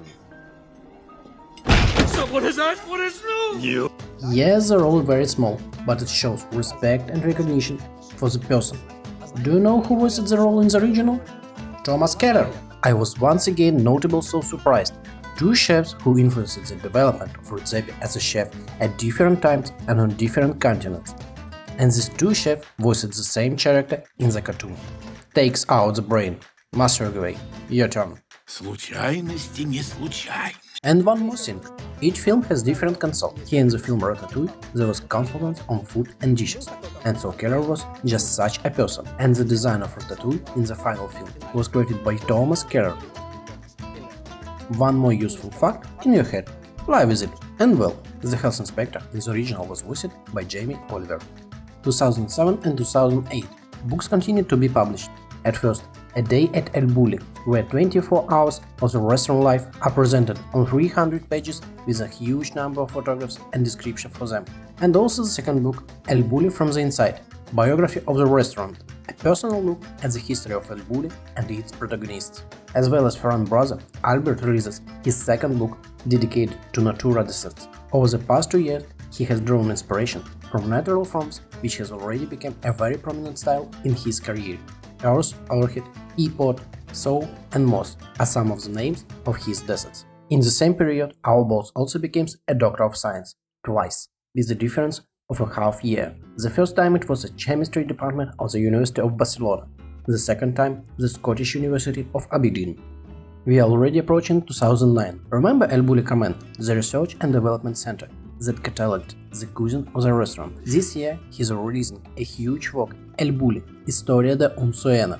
If I make 2 more extensive videos about Spanish chefs, I will naturally speak Spanish. A huge amount of information only in Spanish, which I must be translated and try to read it. Well, my wife will definitely be happy. She loves Spanish. Ti amo, mi querida, sempre estés en mi corazón.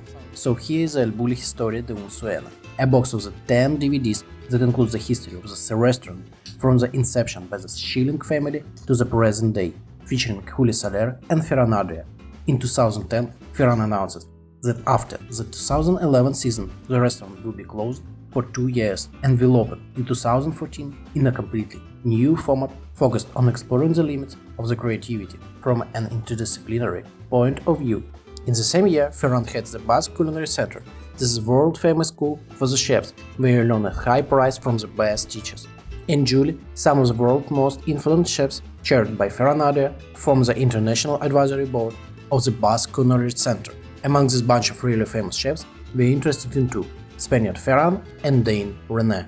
After 10 years, the 2 met again. But 2011 is coming, and this is, by the way, the last year where the restaurant received guest and arranged dinners.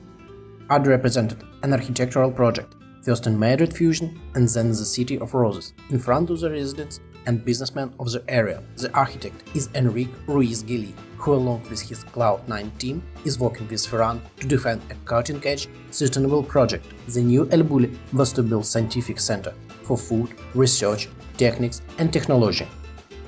Already on June 30, 2011, the last dinner in the history of ElBulli will take place. From the next day, ElBulli becomes a foundation. On this last day dubbed the Last Waltz, chefs who have been with this restaurant for 20 years, as well as a number of chefs who have gone through the ElBulli in the past, are participating. Watch this farewell video with the restaurant. Even Redzepi flashes as part of history and of course a true friend and comrade, Julio Soler. A ver, señores, estamos a punto. Ahora sí, el último plato de la historia del Bulli.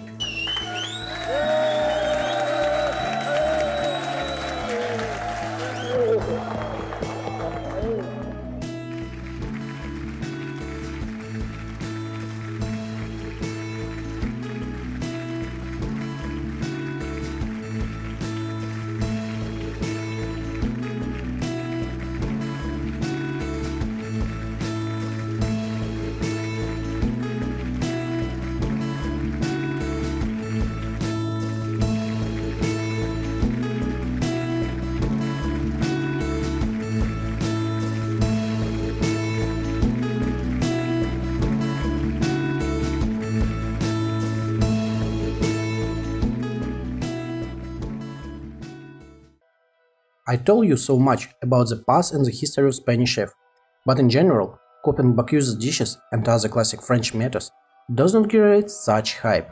I didn't specially tell you what the trend was before Nordisk Mad, but the time has come to show the cuts. Ferran Adria is one of the adepts and pioneers in molecular cuisine. He was one of the first to do this and began to promote molecular cuisine along with Heston Blumenthal and Juan Marie Arzac, and many other celebrity chefs. We can see Blumenthal in the photo when Adria headed the Basque Culinary Center, and I mentioned Juan Arzac here. And then comes 1997 and ElBulli becomes the third restaurant in Spain, which receives the long-awaited third Michelin star. Other two restaurants are Arzac and El Raco de Can Fabes. El Raco de Can Fabes has been operating for 32 years and closed its doors in 2030, but Arzac is still open, and his story is also very interesting and pulls on the separate documentary. In Ukraine in the early 2010s, people are talking about molecular cuisine, but no one really knew what it was and where you could try it. In the capitals, of course, there were people who were aware, but the most part, no one knew what it was and what it was eaten with. And how did it happen that after 10 years, no one needs it anymore? When was the last time you heard about the molecular cuisine, and can you name at least one restaurant in your city? But to hell with it, in your country, at least one restaurant in the whole country where cook exactly molecular cuisine, not classic dishes interpreted with molecules, but completely molecular cuisine. I can't remember. Let's figure out why this happened.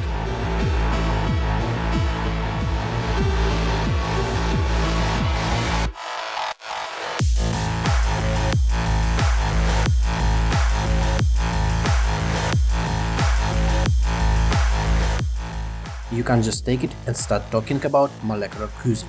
We again need history, context and personalities.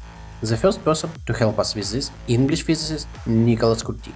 Nicholas was born in 1908 in Budapest and had Jewish roots, and in those years anti-Semitism was in trend, because of which he moved from Hungary to Paris and graduated from the Sorbonne University. Further, under the guidance of Professor Franz Simon, he defends his doctorate in low-temperature physics. Where would you think it happened? In Berlin. But all this happened before the arrival of this guy with a sleek haircut and a small mustache. But when he settled in Reichstag in 33rd year, that's when Nicholas, along with Franz, was dumped from Germany. Jewish roots, don't forget. The scientist took root in Oxford, England. During the Second World War, Nicholas and Francis, exiled from Franz Simon, he becomes Francis Simon. So the sweet couple, working on the Manhattan Project, don't know what it is or heard it once and but forgot. This is the development and creation of nuclear bomb. And as a result of their work, gadget explosion with a power of 21 kiloton.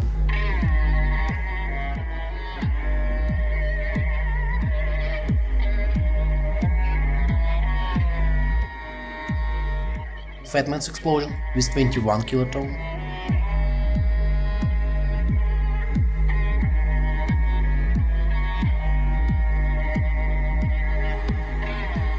And Little Boy's explosion with a power of up to 18 kilotons.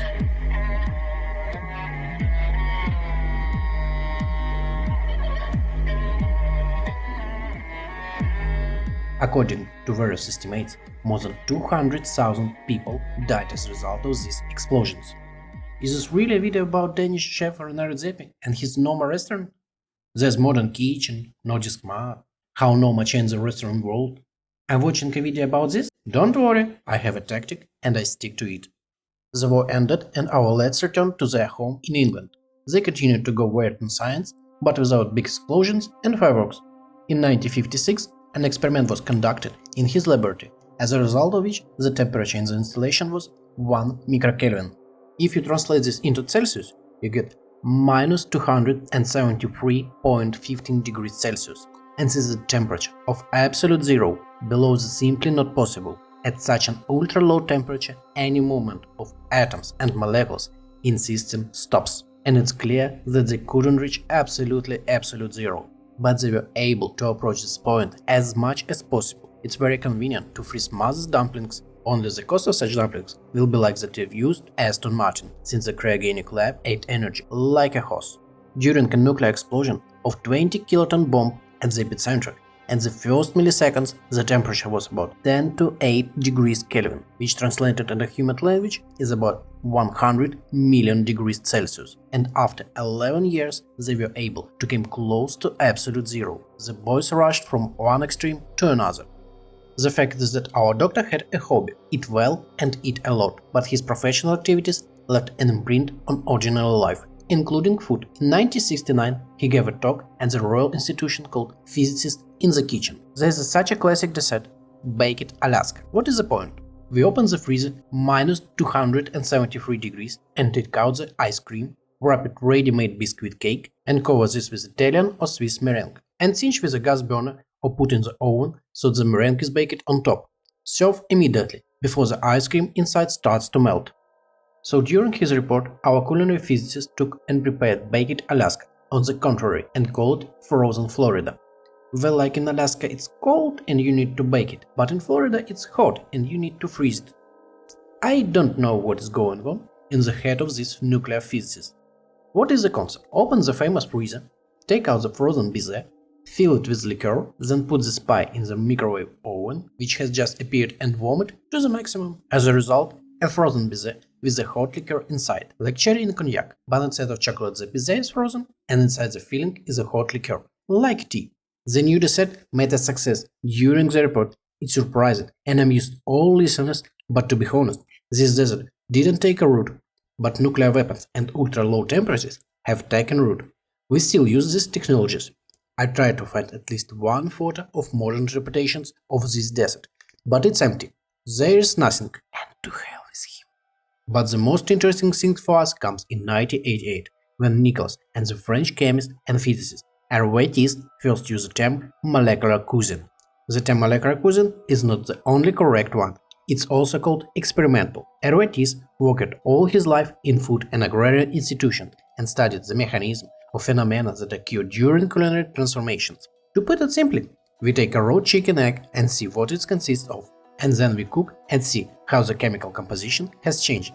Then we take the second egg, fry it and see how the composition has changed this time. What is this done at the different temperatures, not as epic hobbies as a colleague of the nuclear fireworks, but the man also entered history. The two scientists have been exploring new methods for creating dishes and products with unusual shapes, textures and flavors. In 1992, Nicolas Courti and Rene traveled to Italy and held a series of lectures and seminars there for scientists and chefs who shared their views. They called these two molecular and physical gastronomy. This meeting discussed new methods of cooking, and for the first time it was suggested that if all the physical and chemical processes that take place during food preparation are understood, then it will be possible to improve traditional cooking methods. All the same seminars, Nicolas Courti said the phrase that became famous. The trouble with our civilization is that we're able to measure the temperature of the atmosphere of Venus, but we have no idea what is happening inside the souffle on our table. At the same time, Rene thought he could isolate the enzyme bromelain from pineapple juice, which can break down protein and with its help turn meat into gelée. After this symposium, our scientists had followers who adopted their philosophy. They became futurists in the culinary world. They tried to replace their archaic ways of cooking with finely tuned methods and processes. You may have guessed that one of the followers was Ferran Adria. He had just finished renovating his kitchen in the restaurant and was looking for new ideas for his dishes. And here's the science! Ferran Adria began to work closely with Rene. Ferran himself preferred to call his new hobby not molecular cuisine, but deconstructive or provocative, and his main goal was to search a non-obvious connection and tastes and aromas that play in contrast. The main goal of Adria was shock and surprise for the guests. Molecular scientists love to change the shape of familiar products and dishes and flavor combination. A chef who is fond of experimental cuisine can cook hard borscht in the form of cubes and put them on the form of rye bread and serve the meat in the form of green caviar. True, there is one small but. In order to prepare molecular cuisine dishes, it's necessary to buy and learn how to use additional and specialized equipment.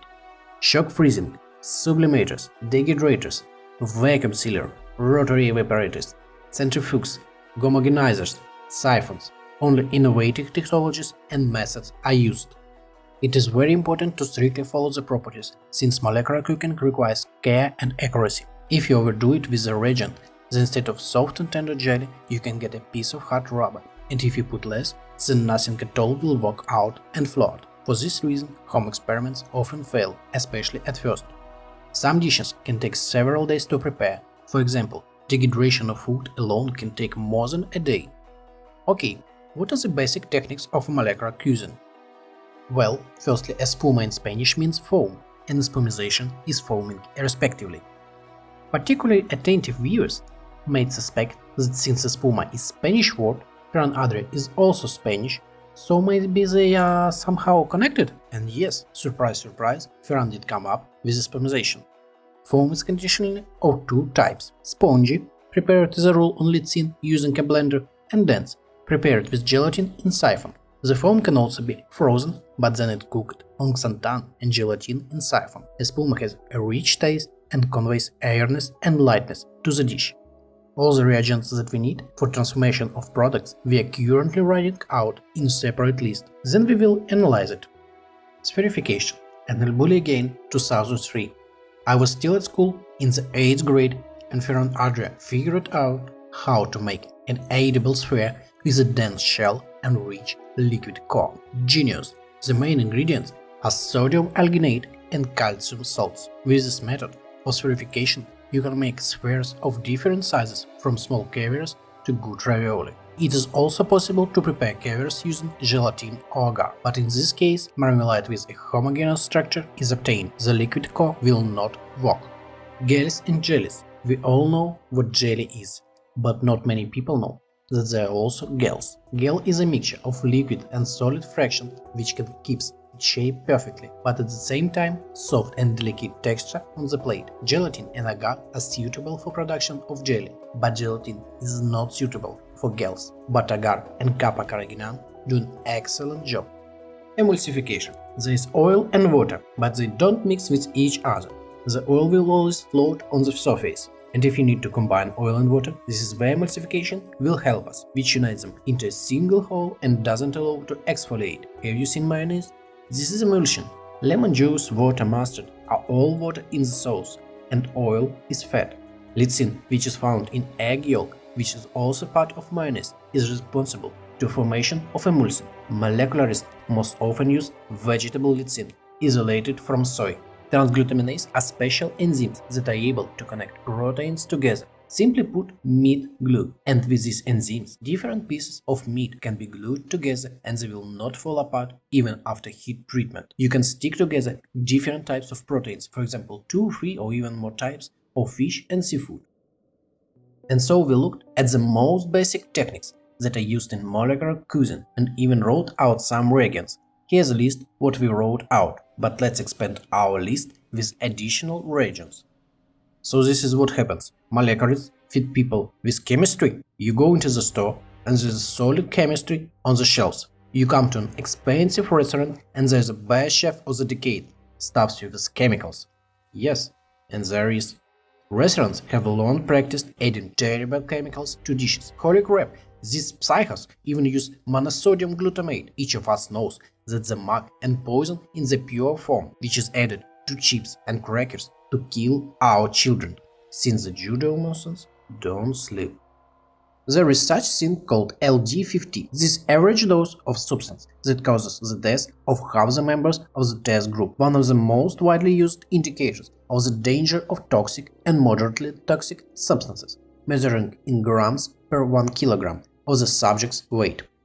Monosodium glutamate has 16.6 grams per 1 kilogram. That is, I personally need to eat 1 kilogram and 328 grams of glutamate in order to die with probability of 50%, and I need to eat only 240 grams of ordinary table salt at time to achieve the same result. Something no one shout about the danger of salt and that it should be banned, but I will tell you a secret and tell that glutamate is found in its natural form in usual foods. For example, 100 grams of tomato contains 140 mg of this poison. If I eat 10 kg of tomato, then only 140 g of glutamate will enter the body. That is, my semi-lethal dose is 95 kg of tomatoes in one. I don't eat that much.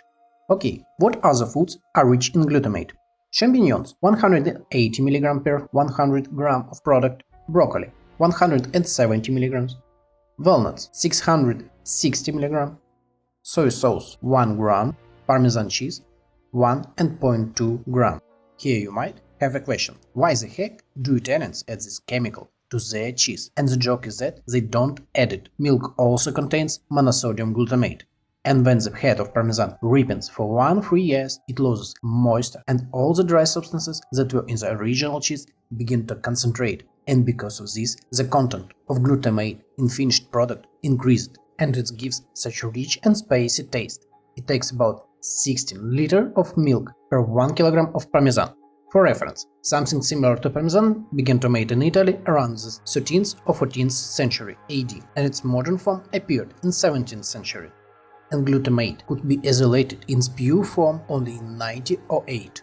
And here again you can object that it's all the same chemistry. It is now stuffed everywhere. Before, in the Soviet Union, everything was the high quality. Ice cream was made only from milk and eggs, and sausage was made from meat. Ice cream in the Soviet Union began to produce it in 1932. Let's take a look at the Soviet Ghost 11952. The last two digits indicate the year of adoption. In all types of ice cream, the amount of stabilizers produced should be in percent, no more than gelatin 0.5, agar 0.3, wheat flour 2, food starch 2, sodium alginate 0.2, sodium caseinate 1. How do you like this? Ice cream with flour and stretch, and some more alginate and caseinate. Wait, alginate sodium. It was also used by Ferran Adria for spherification in his kitchen, that is, the substance was already known to science and was widely used in the food industry. Well, the ice cream was made of shit and sticks, but sausage was good in the Union. Let's watch. Sausages Ghost 2367079. Potato starch, wheat flour, sodium nitrite, hydrated crystalline, food sorbitol, xylitol food, sodium tripolyphosphate, sodium phosphate, sodium ascorbic acid, sodium ascorbate, ascorbic acid, sodium bicarbonate, sodium carbonate. As you can see, the list of allowed chemical additives in the real and pure sausages is simply amazing. But let's focus on nitrate salt, aka sodium nitrite, from our list. By the way, and this is the most dangerous food additive on the list, it has an orange level of danger. All other additives are either 0 or green level. So, nitrate salt inhibits the development of petrificated microflora, increases the shelf life, and most importantly, it allows you to keep the pink color of the sausage. Without nitrate, the sausage would be pale and gray. And so you cut off a piece of sausage, salami or any other, and it's pink on the cut. Bliss! And if in boiled sausage, this is actually an optional additive. Then in dry curing, without it, no way at all. And whatever it's sausage or hamon, prosciutto, magic won't work without nitrate salt.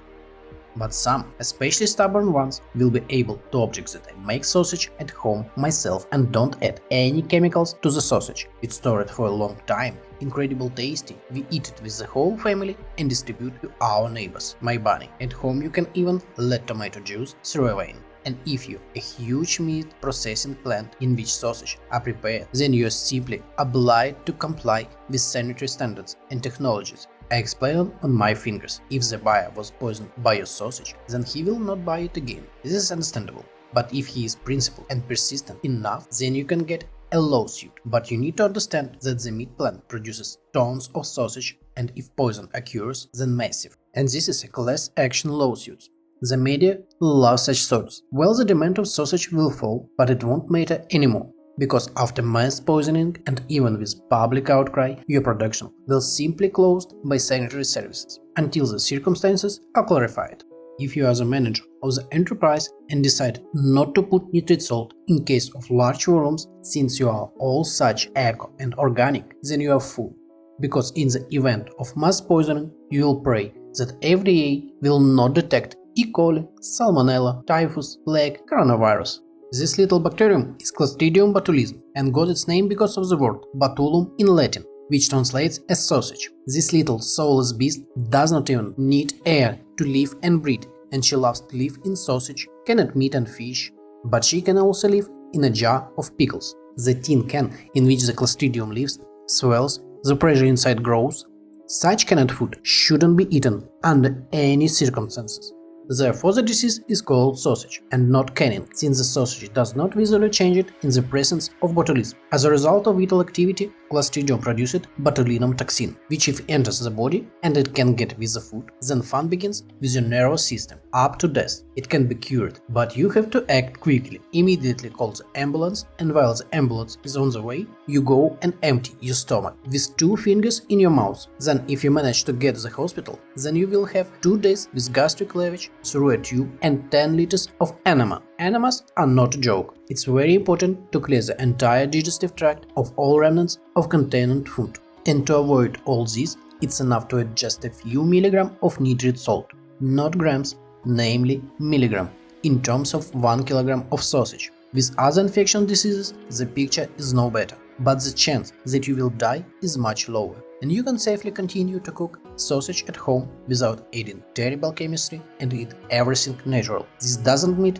that you will die in a terrible fit while sitting on a pot, but you can protect yourself and your loved ones simply by adding special salt, which has been known to progressive community for a long time.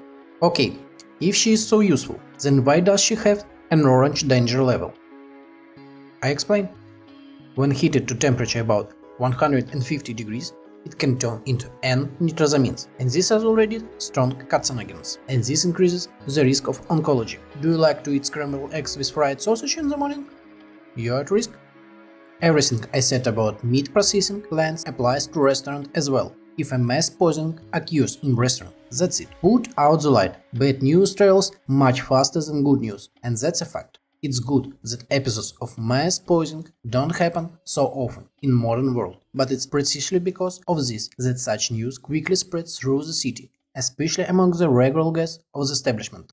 About 6 years ago, I worked in a restaurant where there was an episode of mass poisoning. It was a wedding, as a result of which half of guests went to the infectious disease department, and part of the restaurant staff too. The next day, a delegation of 20 doctors came asked and took samples of all work surfaces, refrigerators, food.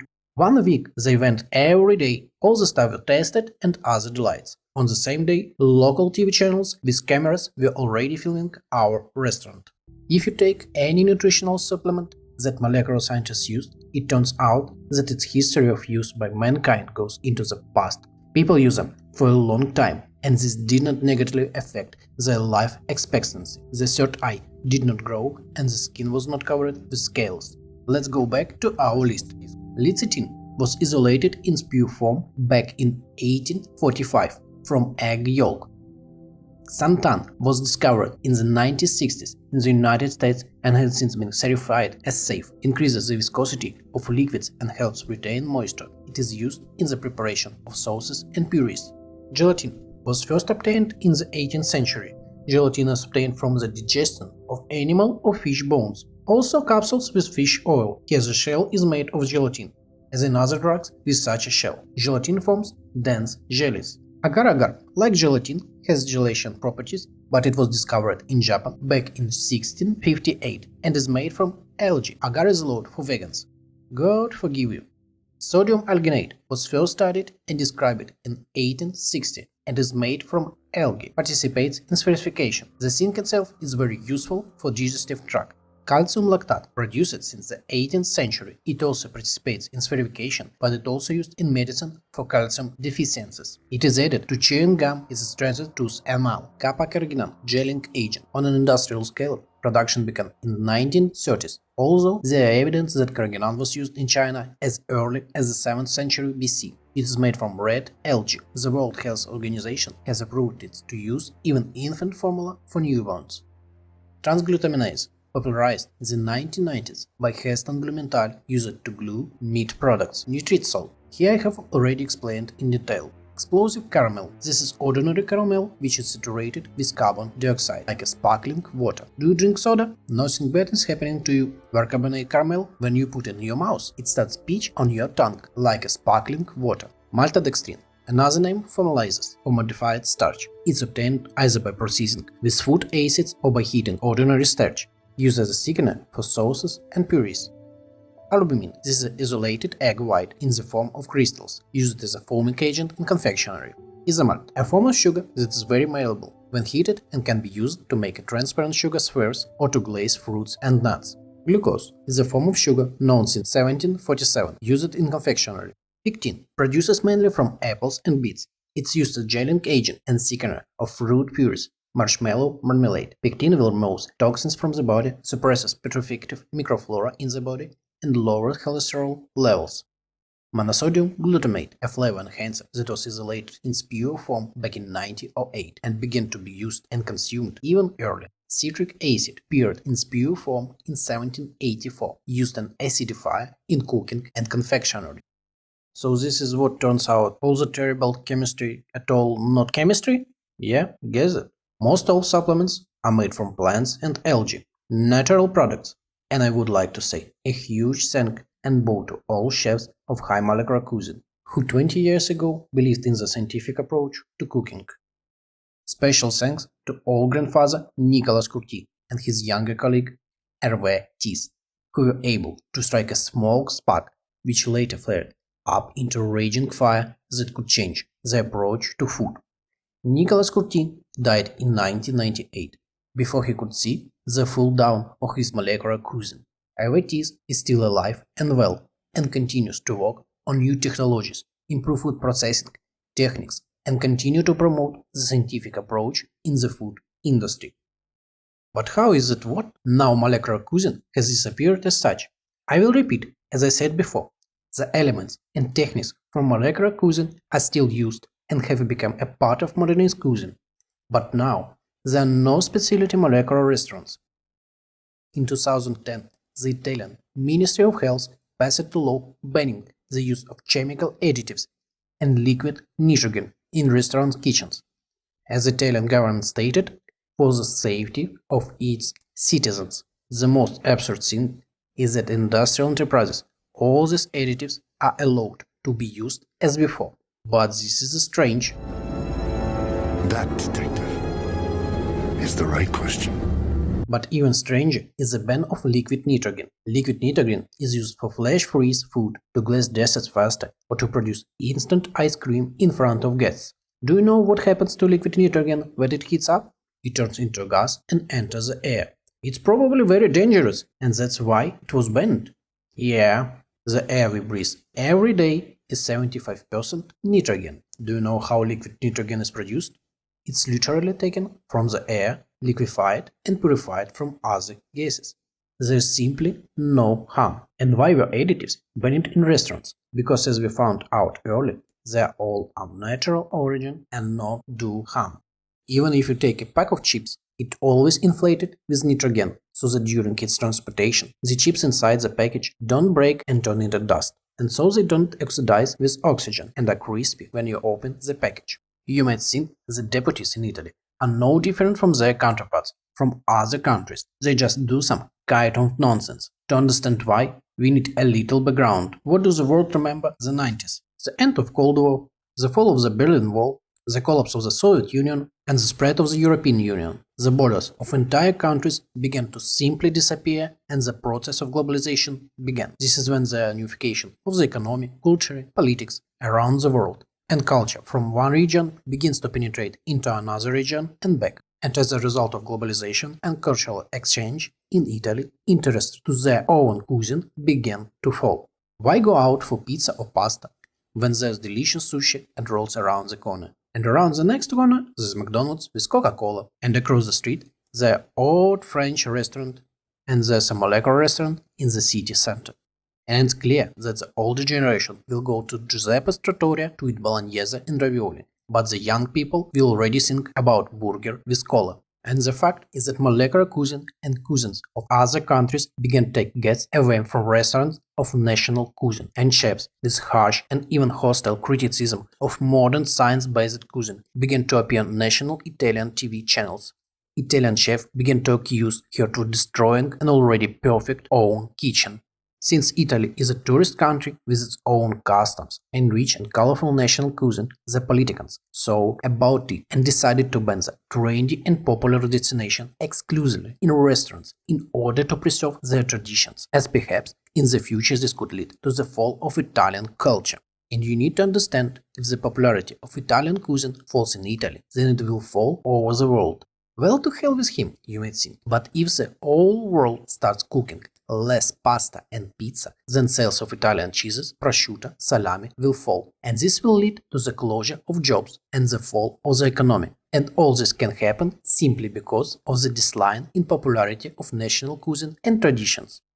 So wait, but the legalists have issued a statement that they are doing because of the safety of their citizens, and the chemistry is also harmful and dangerous. Let's not forget that politicians are populists and like to tell their voters that they like to go out and say that it's possible that in 30 years we'll close part of production of wine and cheese and you will be left without work. Few people could impress. This is not soon, only in 30 years, that is not fact, but it doesn't matter at all. Today, I will take my young and beautiful señorita and go with her in the evening to a trendy and modern restaurant of molecular cuisine, where we will eat transparent ravioli and orange spaghetti, washed down with a glass of Chianti. Therefore, the main message was about care of their citizens. Because we love you and care about you, you always have to read between the lines. Okay, but that was only in Italy. And how did it happen that molecular cuisine died all over the world? Globalization. Don't forget the news that molecular chemistry is banned in Italy because of the harm of food additives is spreading all over the world's media. And the question begins appears in the mind of readers. If a molecule was banned in Italy because it's harm, then maybe it's true. Do you know what else happened in 2010? Ferran Adria announced that 2011 will be the last year the restaurant will host guests, and after that it will be closed for renovation and reopened as a cookery think tank. The opening was planned for early 2015. On these frames, we can see that on February 7, 2013, Ferran Adria, Isabel Perez, Marta Sala, Albert Adria, Ernest Laporte signed an agreement on the creation of the ElBulli Foundation. Julio Soler, co-owner of ElBulli, should become honorary president. The ElBulli Foundation will catalog and innovate food and nutrition, just the way Ferran loves it. A person has everything on the shelves. Let's first see how ElBulli was originally and remembered by its guests. At the entrance, we met a statue of a bulldog, the main symbol of the restaurant, and then we go to the original part of the restaurant, which was opened by Schilling. This is the first owners, if anyone forgot. We see several tables outdoors and main hall of the restaurant, all in tablecloths, as in the best restaurants of London and Paris. Then we go in a new hall, which appeared after reconstruction of the restaurant in the late 60s. Everything is also expensive and rich. There are paintings on the walls, there are figures, luxury, chic and brilliance. Everything as it was fashionable in the days of Nouvelle Cuisine. In the 19th, the restaurant becomes the property of Ferran Adria, and he begins the third reconstruction, the result of which we see on the video. Everywhere the main symbol of the restaurant, the bulldog. But when we get to the kitchen, we see a new modern kitchen where Adria created for the next 20 years of his life a new symbol of the kitchen, the bull's head. Cooks show us avant-garde dishes that have changed the world of culinary and restaurant business. 20 chefs from all over the world who worked in the kitchen and comprehended new techniques and processes. I learned from the matter. The new ElBulli Foundation should be located on an area of 2,200 square meters. Solar panels are added after the reconstruction because eco-friendly. There are many new extensions for the organization of the research center. We also have ponds in the pedestrian zone. We go to the new annex and see the exhibition hall with the history of the restaurant, the covers of press that wrote about Ferran Adria, the chef's tunic and the culinary library.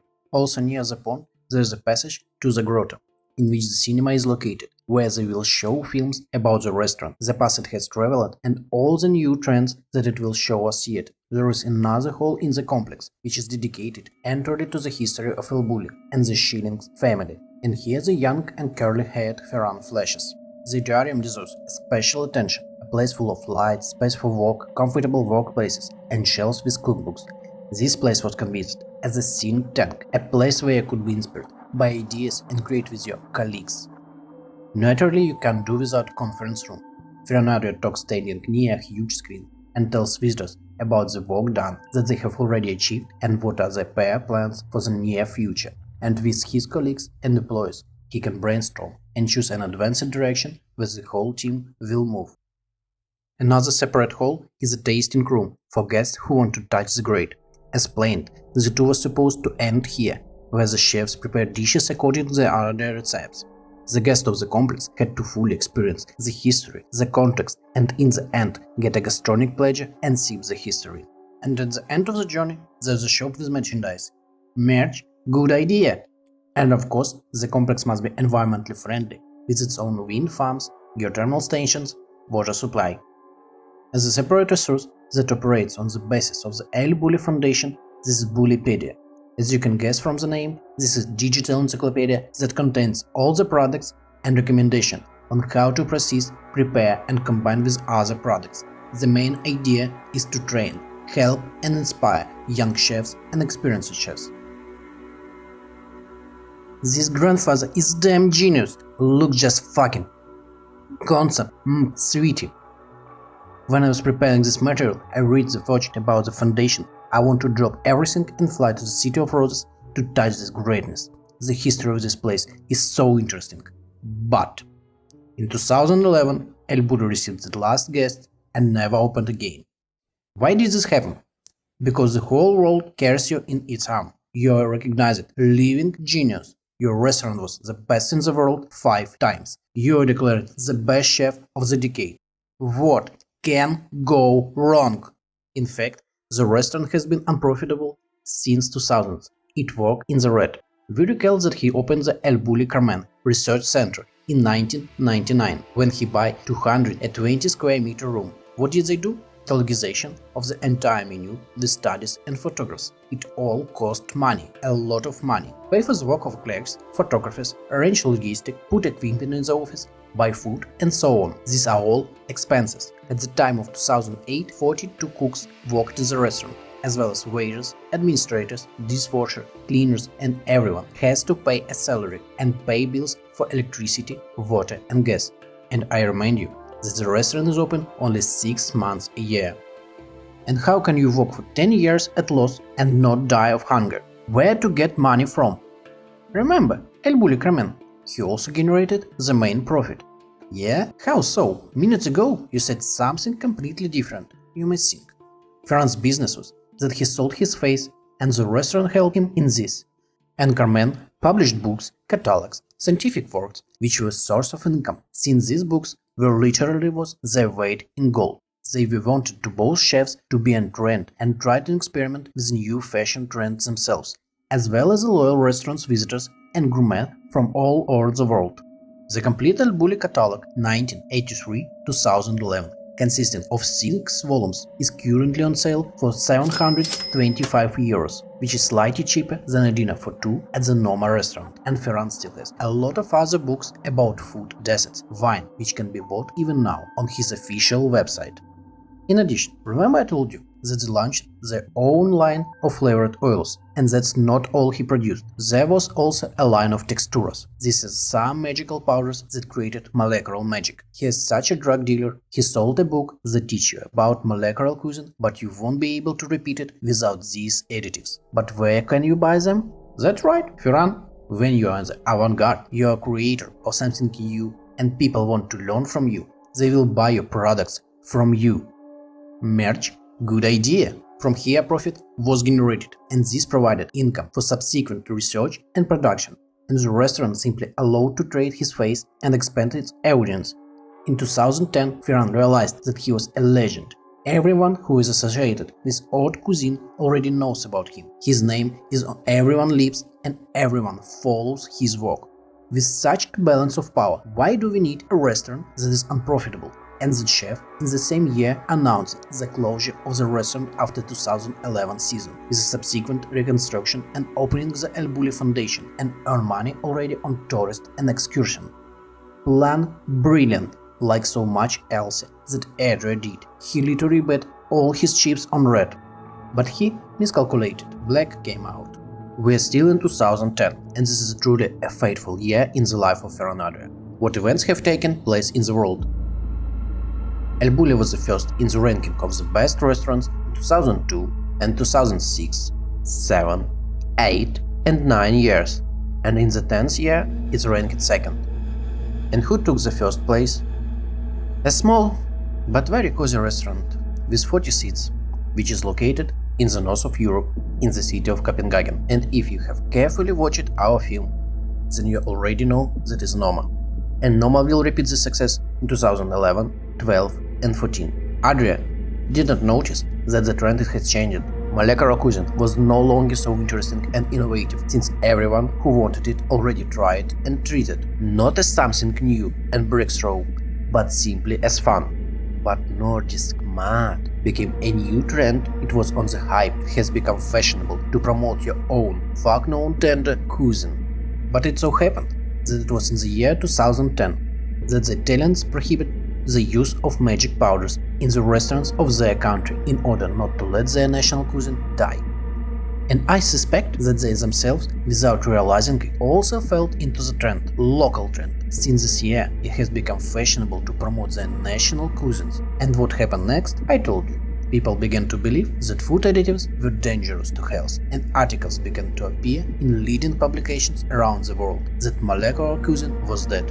But this is not all that fell to the lot of Adria. Bulli, his best friend and collaborator, the man who hired him as a cook at ElBulli in 1984, and in the 90s the two of them bought the restaurant from the previous owners and became legends. Bulli worked for 30 years as a manager at the restaurant, but in October 2012 he resigned from his position at ElBulli due to degenerative change in his brain.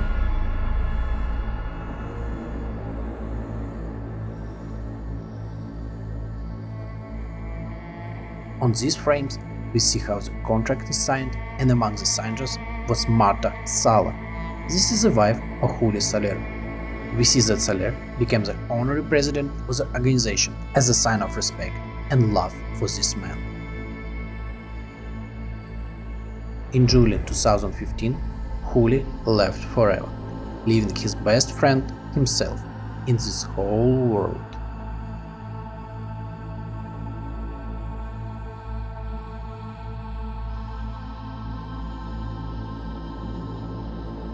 According to the original plans, the renovated ElBulli Foundation was supposed to open in 2015.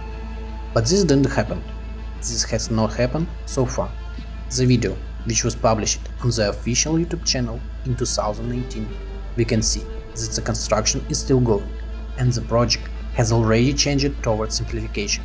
There is no longer a grotto, a pond, scattered building materials, despondency. This video has collected less than 600 views in 3 years. Interest in ElBulli has clearly waned over the past 10 years. The man who defined the era, a man whose scientific words are still used in kitchen all over the world, could not take out the blows of fate. Ferran Adria now very rarely speaks at the restaurant conferences as a guest star, and before the whole world was at his feet. Ferran Adria's Instagram is more like an old album of photos that is sentimental. Old man showed his grandchildren and tells stories about his youth and his accomplishments.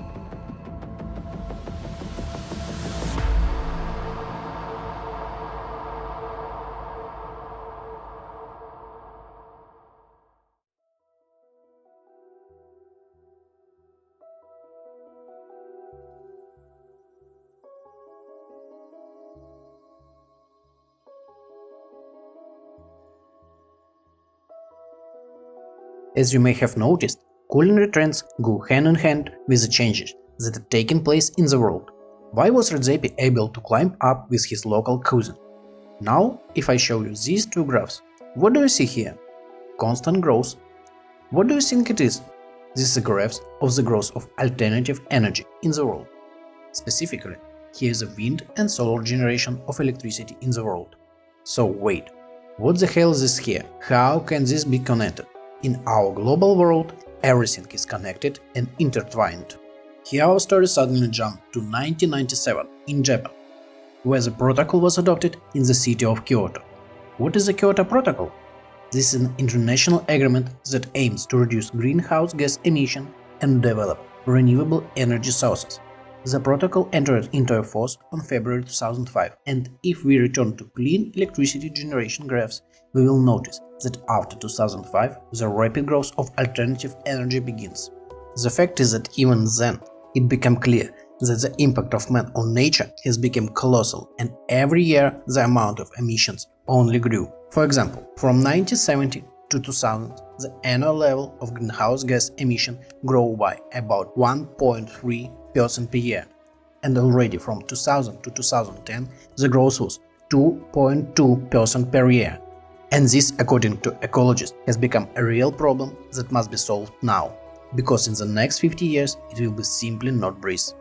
Here it must be clarified that in the minds of ordinary people, the greenhouse effect is associated exclusively with plants and factories, fighting machines that smoke everywhere and do bad things to our planet, people, and most importantly, our children. Well, penguins in the South Pole too. But perhaps many don't know, but agriculture creates no less greenhouse gases. How is it? In the same place, plants grow and absorb harmful carbon dioxide and produce pure, and so we need pure oxygen. Yes, but only rural production creates 24% of all greenhouse gases, and this is the second place. The first place is given to power generation with 25%, industry 21%, transport 14%, and construction 6%, and all other only 10%. How agriculture can produce more pollution than cars? So I see that she is going and smoke is pouring out of her. But the corn in the field doesn't smoke. What kind of nonsense?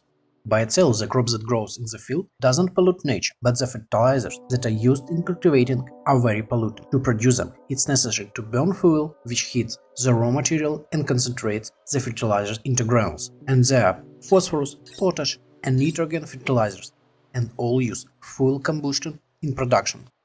And without fertilizers, it's impossible, as the yield will fall, and this will lead an increase in food price. Now products are produced without the use of fertilizers, pesticides and herbicides. Such products are labeled organic and sold 3 times the price, because the yield of such a field is several times less, as it will suffer from weeds, insects and lack of trace elements in the soil. But all natural and in social network you can record stories that you are all so friendly to nature and eat only organic food. And modern cars with internal combustion engines that run on gasoline or diesel are now designed according to modern environmental standards and don't emit much. Old cars smoke, but new ones don't. We can still meet junk on the roads, and especially freight transport. Then in Europe and North America, things are much better with this. In addition of agriculture, each of us drove along the highway and looked around, and all around were fields on which wheat, rye, corn and so on grow. Beautiful. I love the view of the endless fields. And do you think that it has always been like this? Have always been this endless arable lands? No, earlier trees grow in these meadows, but they had to be cut down, some uprooted, and only after that we got such agricultural land. But the trees are not thrown away, everything is sent for woodworking. And these are emissions again pollution. And what do you think is better absorbing greenhouse gases? 1 hectare of forest or 1 hectare of wheat? Well, that's not all. Indeed, in agriculture, there's also animal husbandry, where sheep, cows, pigs… What the fuck? So how can a cow produce greenhouse gases? What is she behind the machine at factory? She walks on her lawn, eats weeds and grass, and produces fertilizers herself in the form of cakes, so that fertilizers after grazing cows will need even less. Greenhouse gases consist not only of carbon dioxide, there's a whole complex, and one of them is methane gas. And cows and sheep are 30% of the world's production of methane into the atmosphere. In the stomach of cattle, plant food is fermented, and at the exit we get cow pies and methane gas. There are even attempts to use it in a peaceful way. Here we see how they connect a special camera for collecting methane and release cows with it for grazing or even leave them in a paddock. And here we already being shown how the collected methane gas is set on fire and it burns beautifully. That is, it can be collected in sufficient quantities and sent to the production of the same fertilizers. Well, profit, fuel from shit and sticks, and even with concern for the environment. There is a nuance. Biomethane, like ordinary methane, which is produced industrially when burner produces carbon dioxide. Vicious circle. Crop production still adds 50% of the world methane production. During the decay of the plant mass, methane is also produced, and most of it is in the cultivation of rice. The combination of all these brings agriculture to a confident second place in the production of greenhouse gases.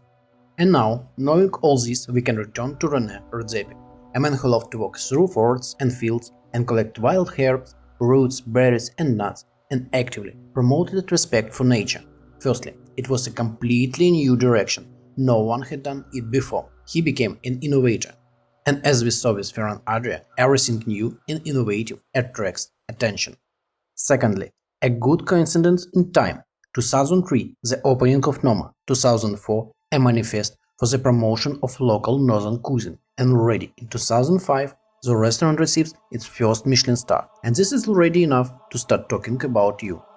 What else happened in 2005 was the entry into force of the Kyoto Protocol, which draws attention to environmental issues. And just then, on the horizon, the forest warrior appears, who in search of new ideas begins to use wild plants that are not cultivated agriculturally. That is, they don't harm the environment. But we take into account that Greta Thunberg is only 2 years old, her childhood has not yet been stolen from her. How dare you! Eco-activism is only in its infancy, and another king is still sitting on the culinary throne of molecules. Therefore, Redzepi's idea and innovations are gradually gaining popularity. In 2006, Noma ranked 33rd in the rank of the best restaurants in the world. 2007, 15th place, 2008, 10th place and 2nd Michelin star, and 2009, 3rd place in the ranking of the best. But we will take a look at 2009 in a little more detail, and specifically at the Frankfurt Motor Show. Well, how can an automobile exhibition and cooking be connected? Don't forget that all events in the world run parallel to each other and one affects the other. So at this car show, one car was presented to the world, which became a symbol of future changes, namely the Tesla Model S. I'm sure that you know what kind of car it is, and I will not dwell on it.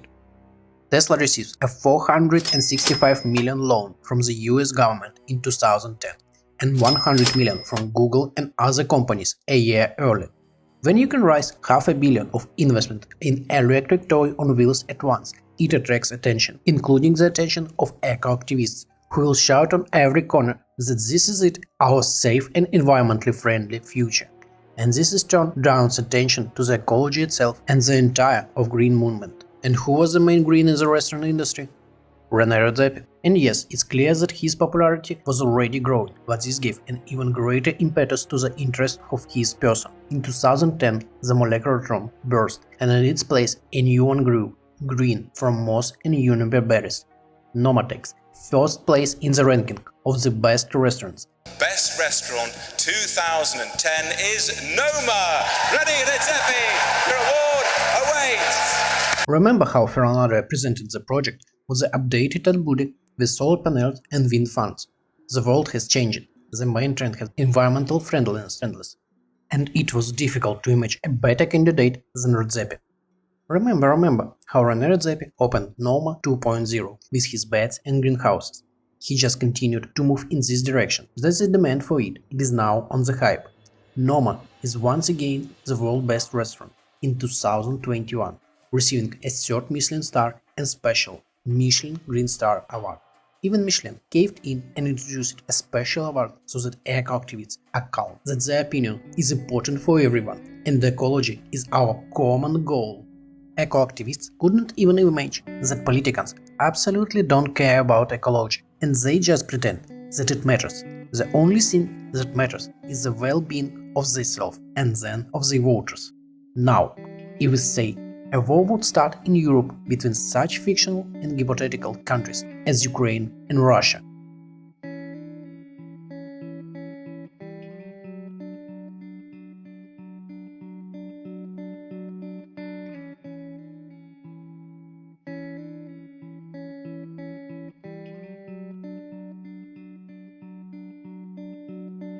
and the Russians, as a level of pressure on Europe, would cut off gas supplies, then what will the European Union countries do? Freeze? Sit without electricity? Of course not.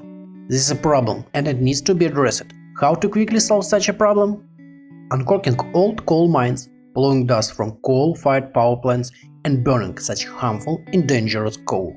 In fact, meeting the needs of 99.9% of its citizens is much more important than listening to the crying of a small handful of penguin-concerned Greens out there. If a modern child is deprived of heat from his house and electricity for his phone with cartoons, then this will be a truly stolen childhood and dreams. You have stolen my dreams and my childhood with your empty words. But no one explains this to eco-activists, and such an idea couldn't have occurred to them themselves, since in the head there should be at least something other than unicorns.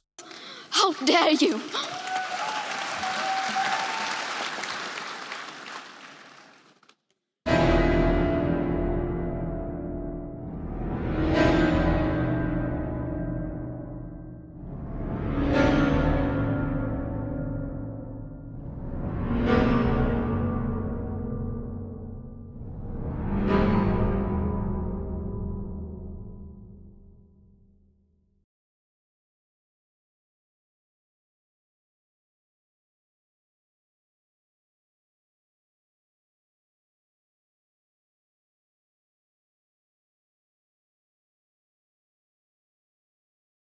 During our story, we touched on a large layer of history, touched a novel cuisine which originates back in the 16th of the last century in France, touched on the creation of the atomic bomb in the 14th, walked through the culinary trends of the 19th, and came to our point in time. What conclusion can be drawn? The world is cyclical, and there is nothing new under the sun. Look, we take novel cuisine, young and ambitious chefs gathered and began to repeat that it was time to change haute cuisine. They began publishing a monthly magazine, A Guide to the New, featuring a new article presentation of food, suggesting the use of the new culinary techniques and equipment, and recommending the use of fresh products. These guys even released their formula, which consisted of 10 points. A rejection of extensive compilation in cooking. Cooking times for most fish, seafood, game birds, wheel, green vegetables and pâtés were greatly reduced in an attempt to preserve their natural flavor. Steaming was an important trend for this characteristic. The cuisine was made with the freshest possible ingredients. Large menus were abandoned in favor of shorter menus. Strong marinades for meat and game ceased to be used. Heavy sauces such as espagnole and bechamel were replaced by seasoning with fresh herbs, high-quality butter, lemon juice and vinegar. Regional dishes replaced cuisine classique as a source of inspiration. New techniques were embraced and modern equipment was often used. Barbecus even used microwave ovens. The chefs paid close attention to the dietary needs of their guests through their dishes. The chefs were extremely inventive and created new combinations and pairings. This formula from the old French chefs is very reminiscent of what Ferran Adria and Rene Redzepi did. Ferran Adria released his formula in 2006, which he called Synthesis of Our Kitchen. Una synthesis de nuestra cocina. His synthesis consisted of 23 points. I will not read them all, but if you're interested in reading, pause and go ahead. I will say that in many ways they repeat the 10 points of the formula, only more poetic and pretentious. And 2 years earlier, in 2004, Redzepi and his Danish colleagues released their manifesto for the new Nordic cuisine.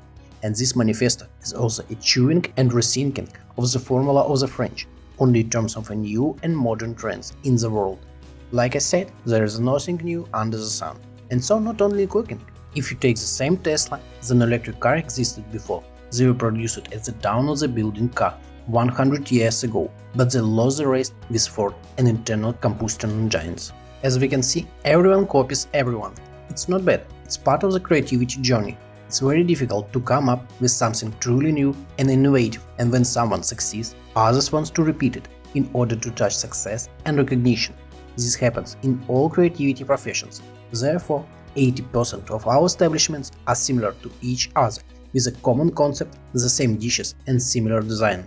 The main person in the restaurant is not the chef, not the director or manager, but the owner, founder, restaurateur, they're called differently everywhere. Basically, the owner chooses the general outline of the restaurant, including the design and direction of the kitchen. If the chef is good and even with regalia, then he will be able to push through his concept and vision. Basically, all operate under strict guidance of the owner, and often the founders come to this business not to create good, beautiful and eternal, but stupidly earn money, and he wants the business to bring money. And therefore, they choose to be like everyone else. Jack and Pete had successful restaurants, and I will do the same in my establishment. You also need to understand that the work of ordinary cook is not about art. It's the most difficult work on your feet. Very often the shift lasts from 12 to 16 hours, where you perform routine work over and over again. The same actions, the same dishes, and they must always be prepared in the same way, exactly following the instructions. In the kitchen, only the chef can create, while inventing dishes and menu novelties. It can be concluded that the leading restaurants are those whose owners are partly or completely the chefs.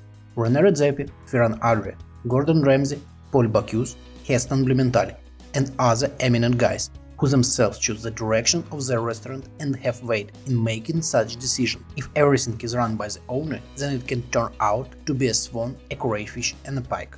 Some numbers with example. In Kyiv, 250 new restaurants opened in 2015, and 112 did not survive until next year, which is more than half. How so?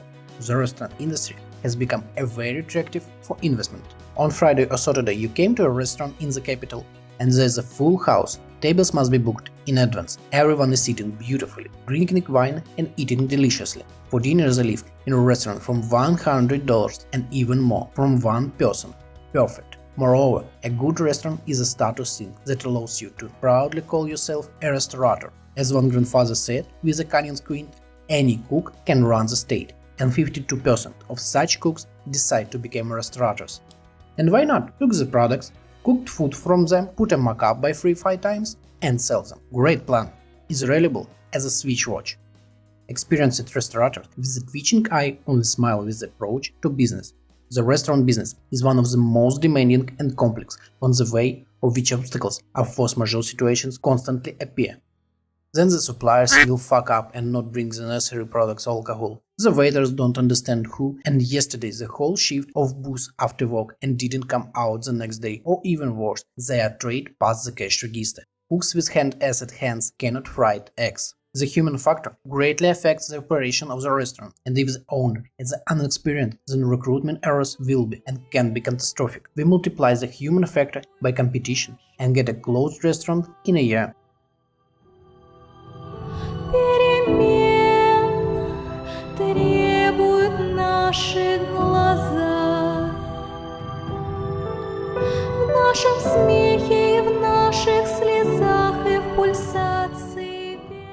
What does the world remember the 90s? The end of Cold War, the fall of the Berlin Wall, the collapse of the Soviet Union, and the expansion of the European Union. The borders of entire countries began to simply disappear, and the process of globalization began. This is when the unification of the economy, culture, politics around the world, and culture from one region begins to penetrate into another region and back.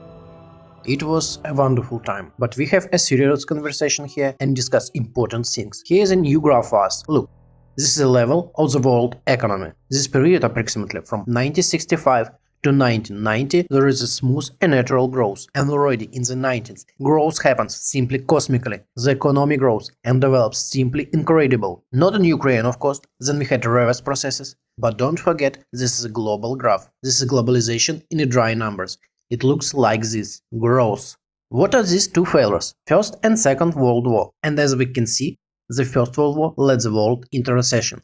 That is a fall of the economy, which peaked in the 30s of the last century. This period is also known as a Great Depression, when people were massively left without work, without prospects and other delights. When the economy was in the lowest point, World War II began.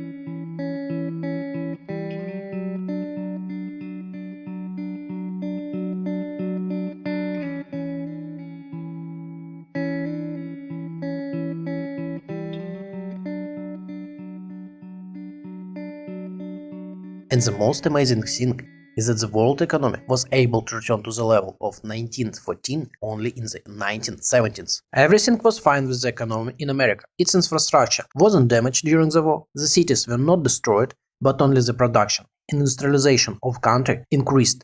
Plus this country was the winner in the war and received its reparations. And this also greatly boosted economic development. And now let's remember the countries of Europe and the USSR, all the devastation that the war brought. And all this had to be restored and built anew, both homes for its citizens and production lines. And if you think this was only in Europe, then you are mistaken. It was all.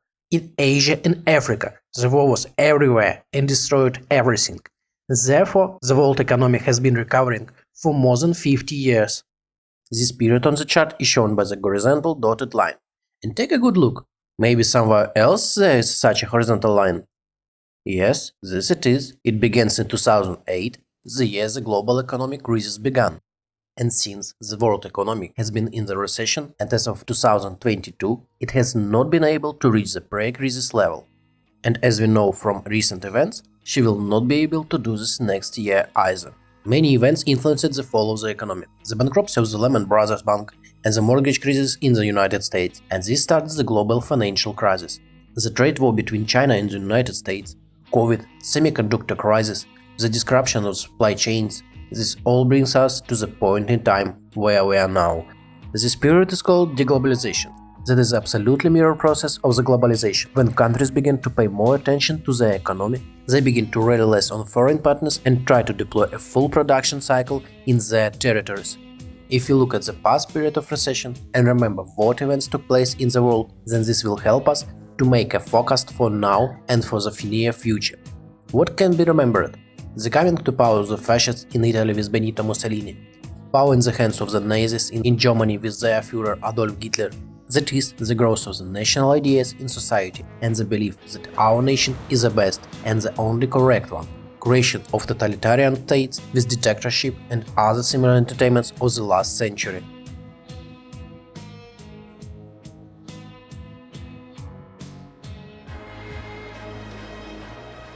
All this affected restaurant trends. During the last cycle of economic growth, the US economy became the world's leading economy, and it began to absorb all the best from around the world and process and adapt it for itself. Everyone has heard about American burgers, which were brought to America by German immigrants. Hot dogs have gone the same way. The Italian diaspora brought in pasta and pizza, which evolved into mac and cheese and huge number of American pizzas, such as Brooklyn, New York, Chicago, Detroit, St. Louis, and California. Japanese settlers gave and popularized sushi and rolls. And the Japanese also expanded one of the most important symbols of the United States – steaks, namely the Japanese breeds of Kobe beef and Wagyu steaks. And French chefs taught them how to cook it all and added restaurant culture and haute cuisine traditions. However, is on the pedestal dictates his own rules and influences the world. Now the US has a direct competitor, namely China. In 2020, China's total GDP was 70% of the US, as a result of $47 trillion US, while America's was 20 and 94 trillion, respectively. But the numbers always must be looked at the dynamics. 20 years ago, the US GDP was 10 and 25 trillion. For 20 years, the growth of the US economy has amounted to a little more than twice, and the Chinese economy has grown over the same period by more than 12 times. And the funny thing is this, the US itself is to blame in this. Rapid growth began in the 90s, world markets are opening, borders are collapsing, and the United States felt the taste of cheap labor and the abundance of natural resources in China. And they begin to build their production in China, and new products have a lower cost, although the quality is worse. But marginality is growing, which means you can sacrifice quality for sake of profit. And every year, investments in the Chinese economy are only growing, as are the dividends from this. Then comes the zeros and the new era of digital technology. The USA decides to develop the financial sector, Wall Street, stock exchanges, stock brokers. Why build high-tech production at home if in China it can be done cheaper and you don't even need to transport resources? Everything is there, and we will sit on the stock market and turn back trillions of money and billions of barrels of oil and calculate profit. If we take a look at our chart, we see a steady growth of the Chinese economy since the 90s and just a boom since 2005. As a result, China has a fully developed infrastructure for the mining industry and technological production. It was a sell shot. When America finally realized that she herself, with her own hands, raised a titan, created her direct competitor, she began to act against her offspring. In 2018, the US-China trade war begins. What is the point? In 2017, America sold 187 billion worth of goods to China and purchased 522 billion worth of goods. The trade deficit was 335 billion, and President Donald Trump decided to raise import duties on goods from China.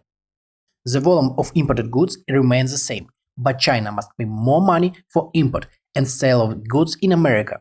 The list included approximately 1,300 goods with increased duty of 25%. China was outraged by such statement of the question to the core. What the fuck for? And how did the Chinese respond? Increased duties on imported goods from the United States. In 2019, Trump still raised duties to 30% and announced his intention to transfer production from China to the United States. The trade conflict has not been resolved so far, just the guys begin to pay each other more money for the same amount of goods. What for? But here's an important point. Is the transfer of production in the United States, it's necessary to invest a lot of money in production on your own territory, but it also search of resources and accordingly to the development of the mining industry, and as a result, the final cost of production will be higher than that on the Chinese one. In addition, America has a very expensive labor force. But the most important thing is that China will have all the technology that was transferred to the United States. And in such a situation, when the same, for example, phone produced on the same production line using the same technology but in different countries will differ only in price significantly, then the choice of product is obvious to the end buyer. The United States themselves gave birth to this monster and now they don't know what to do with it. Therefore, the situation around the island of Taiwan has also escalated this year. This is very interesting, but we have a serious story about restaurants. Don't forget, when China's economic success became apparent, it became a catalyst of labor migration to this country, as specialists from other countries began to pay high salaries. Just as the United States in the 90s absorbed specialists from the countries of the former USSR, famous brain drain, so China began to carry out the same activities to attract specialists from all over the world, including the chefs who standardized and assimilated Chinese cuisine with French techniques and Spanish innovations. Open TripAdvisor and choose the best restaurants in Beijing. First place, King's Joy, cooks Chinese and Asian cuisine and has 3 Michelin stars.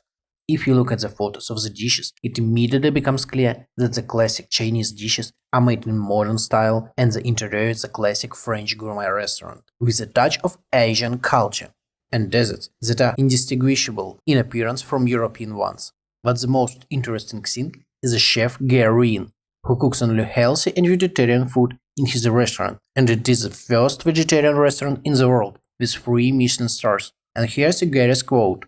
We offer vegetarian cuisine using green and seasonal produce that is sourced from local organic farms. We strive to reduce energy and resource consumption by recycling and banning disposal items. We also promote a sustainable lifestyle through community activities. Reminds no one? Everything is like a blueprint, but here you can object that he is Chinese and cooks Chinese food. Yes, that is right, but he studied in Cornell University in the USA and the University of Toronto in Canada. It is not necessary to take a foreign chef. You can study abroad yourself, gain international experience and knowledge. Move on. First place, Azur by Mauro Calagreco, French and European restaurant in Beijing. From the photos you can see that is another classic gourmet restaurant. Everywhere you can see luxury and brilliance. And here we are interested in the chef, whose name is placed in the name of the restaurant. Mauro Calagreco has Argentine roots, but since 2003 he has been working in France. And already in 2006, he opened his own restaurant, near Azur in Menton, France. Has 3 Michelin stars and naturally green star. Here is his quote: "Promoting meaningful gastronomy in the heart of our land is a challenge we try to take up every day. We will therefore be able to savor the essence of the produce we grow in our 2 hectares of permaculture vegetable gardens, but also the fruits of wild picking, fishing and local breeding. We also aim for zero waste, which allows us to return the land what we have borrowed from it." Chef from Argentina, studied in France, but one can feel the influence of Rene Redzepi. In 2018, the Mirazu restaurant, which is in France, was recognized as the best of the world. Now you can't be the best and treat nature badly, because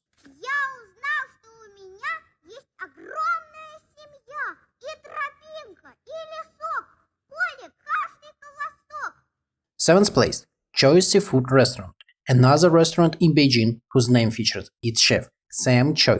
The restaurant serves Chinese and Asian cuisine for its guests, and the design is made taking into account Asian culture and traditions. Wow, a Chinese in China cooks Chinese food. This has never happened before, and here it is again. But as always, there's a bottom small but. Sam Choi is American and has lived in the US all his life. In Hawaii, of course, but this is the territory of the United States. He is an American. Dad is Chinese, and mom, get ready here, German Gavaianian. But laughter with laughter, but his first experience as a chef fell in the Waldorf Astoria in New York, and this is one of the most expensive hotels and restaurants in the world. The cost of the one night in the hotel starts from $2,000. After Astoria, he returned to his small homeland, the islands of Hawaii, and began to promote his local and native cuisine. American Airlines planes that fly to the island or return to the mainland serve Hawaiian cuisine designed by Sam Choi.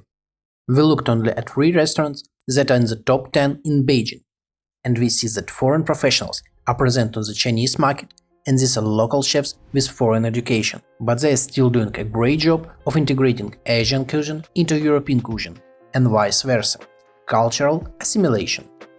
Exactly the same as it was in America throughout the last century. As history shows, the consequence of this exchange of experience and practice is a new vision, ideas and dishes, as well as culinary trends. But there is also another side. The world has long entered a period of deglobalization. The popularity of local cuisine, traditions and culture of individual countries and regions continues to grow, and it's possible that Italy introduced a ban on the molecular cuisine in its restaurant in 2010, this may happen again. We already see how Russian culture is being cancelled. Tchaikovsky will not let you lie. Most likely Russia will lose Michelin stars, and all at once. As I said, restaurants don't exist in a vacuum. They are closely connected to everything that happens in the world, and the Michelin Guide is also subject to public opinion. The Green Michelin star is a vivid proof of this. And the funny thing is that Russia and the restaurant business will not care about this. The Michelin Red Guide has been around for over 120 years, and Moscow received its first stars only in 2021. The restaurant business existed before and will continue to live after. Russia has already been living as an outcast since 2014. It is no stranger to it. In 2021, Noma was selected as the best restaurant for the 5th time, as was ElBulli. Both of these restaurants were 5 times the best. ElBulli shut down after 5th time. And Noma didn't even make it into top 50 and top 100 lists in 2022, after topping last year. Is the trend still changing?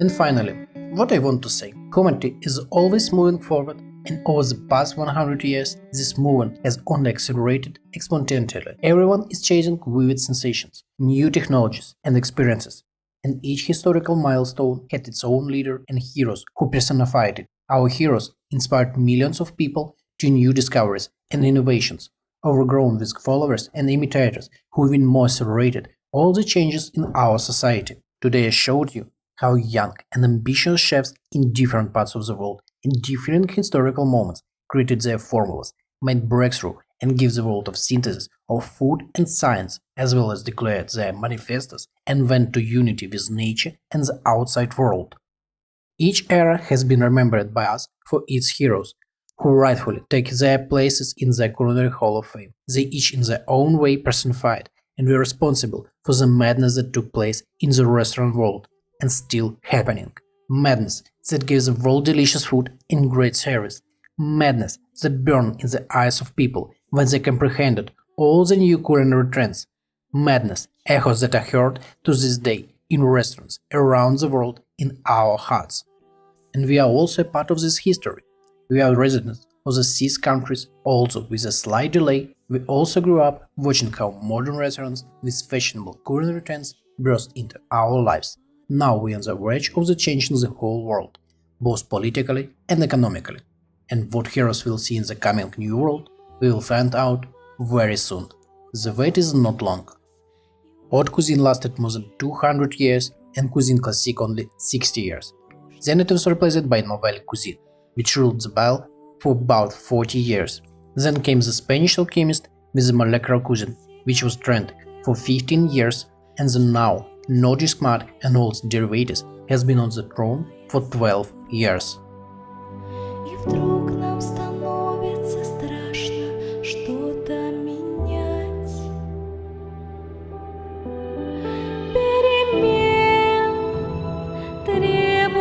Наши сердца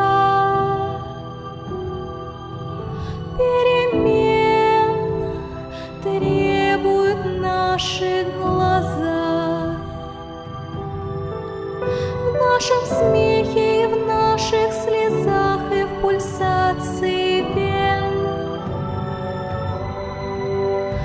перемен. Мы ждем перемен.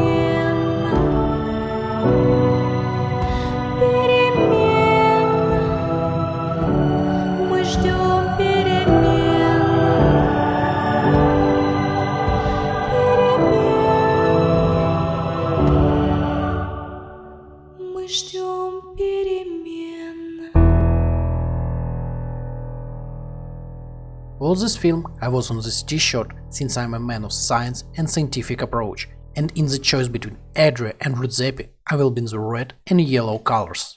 And you have no idea what I kept silent from you in the story about Ferran and ElBulli. In April 2022, after almost 10 years of silence, he again appeared in public and announced that ElBulli would return in summer 2023. And in July 22, he became a guest judge on the final of the cooking show MasterChef Spain. La ganadora de la 10ª edición de MasterChef España es... Ferran begins to appear more often in public space and remind himself, "Look, it's me, I'm still alive and well, ready to create and delight all people on the planet." I only have feeling of deep respect and admiration for the fortitude of this cheerful Catalonian, but I have something else for you. A video has been posted on the Foundation's official website, which we will watch now. We immediately see that the project has received a new name, ElBulli 1846, and the previous design project was thrown into the trash and a new one was created. On the roofs we no longer see solar panels, as well as wind turbines. At least someone had enough balls to go against green activists. The grotto and the pond disappeared. There was convenient parking for cars, and then an easy walk along the coastline to ElBulli.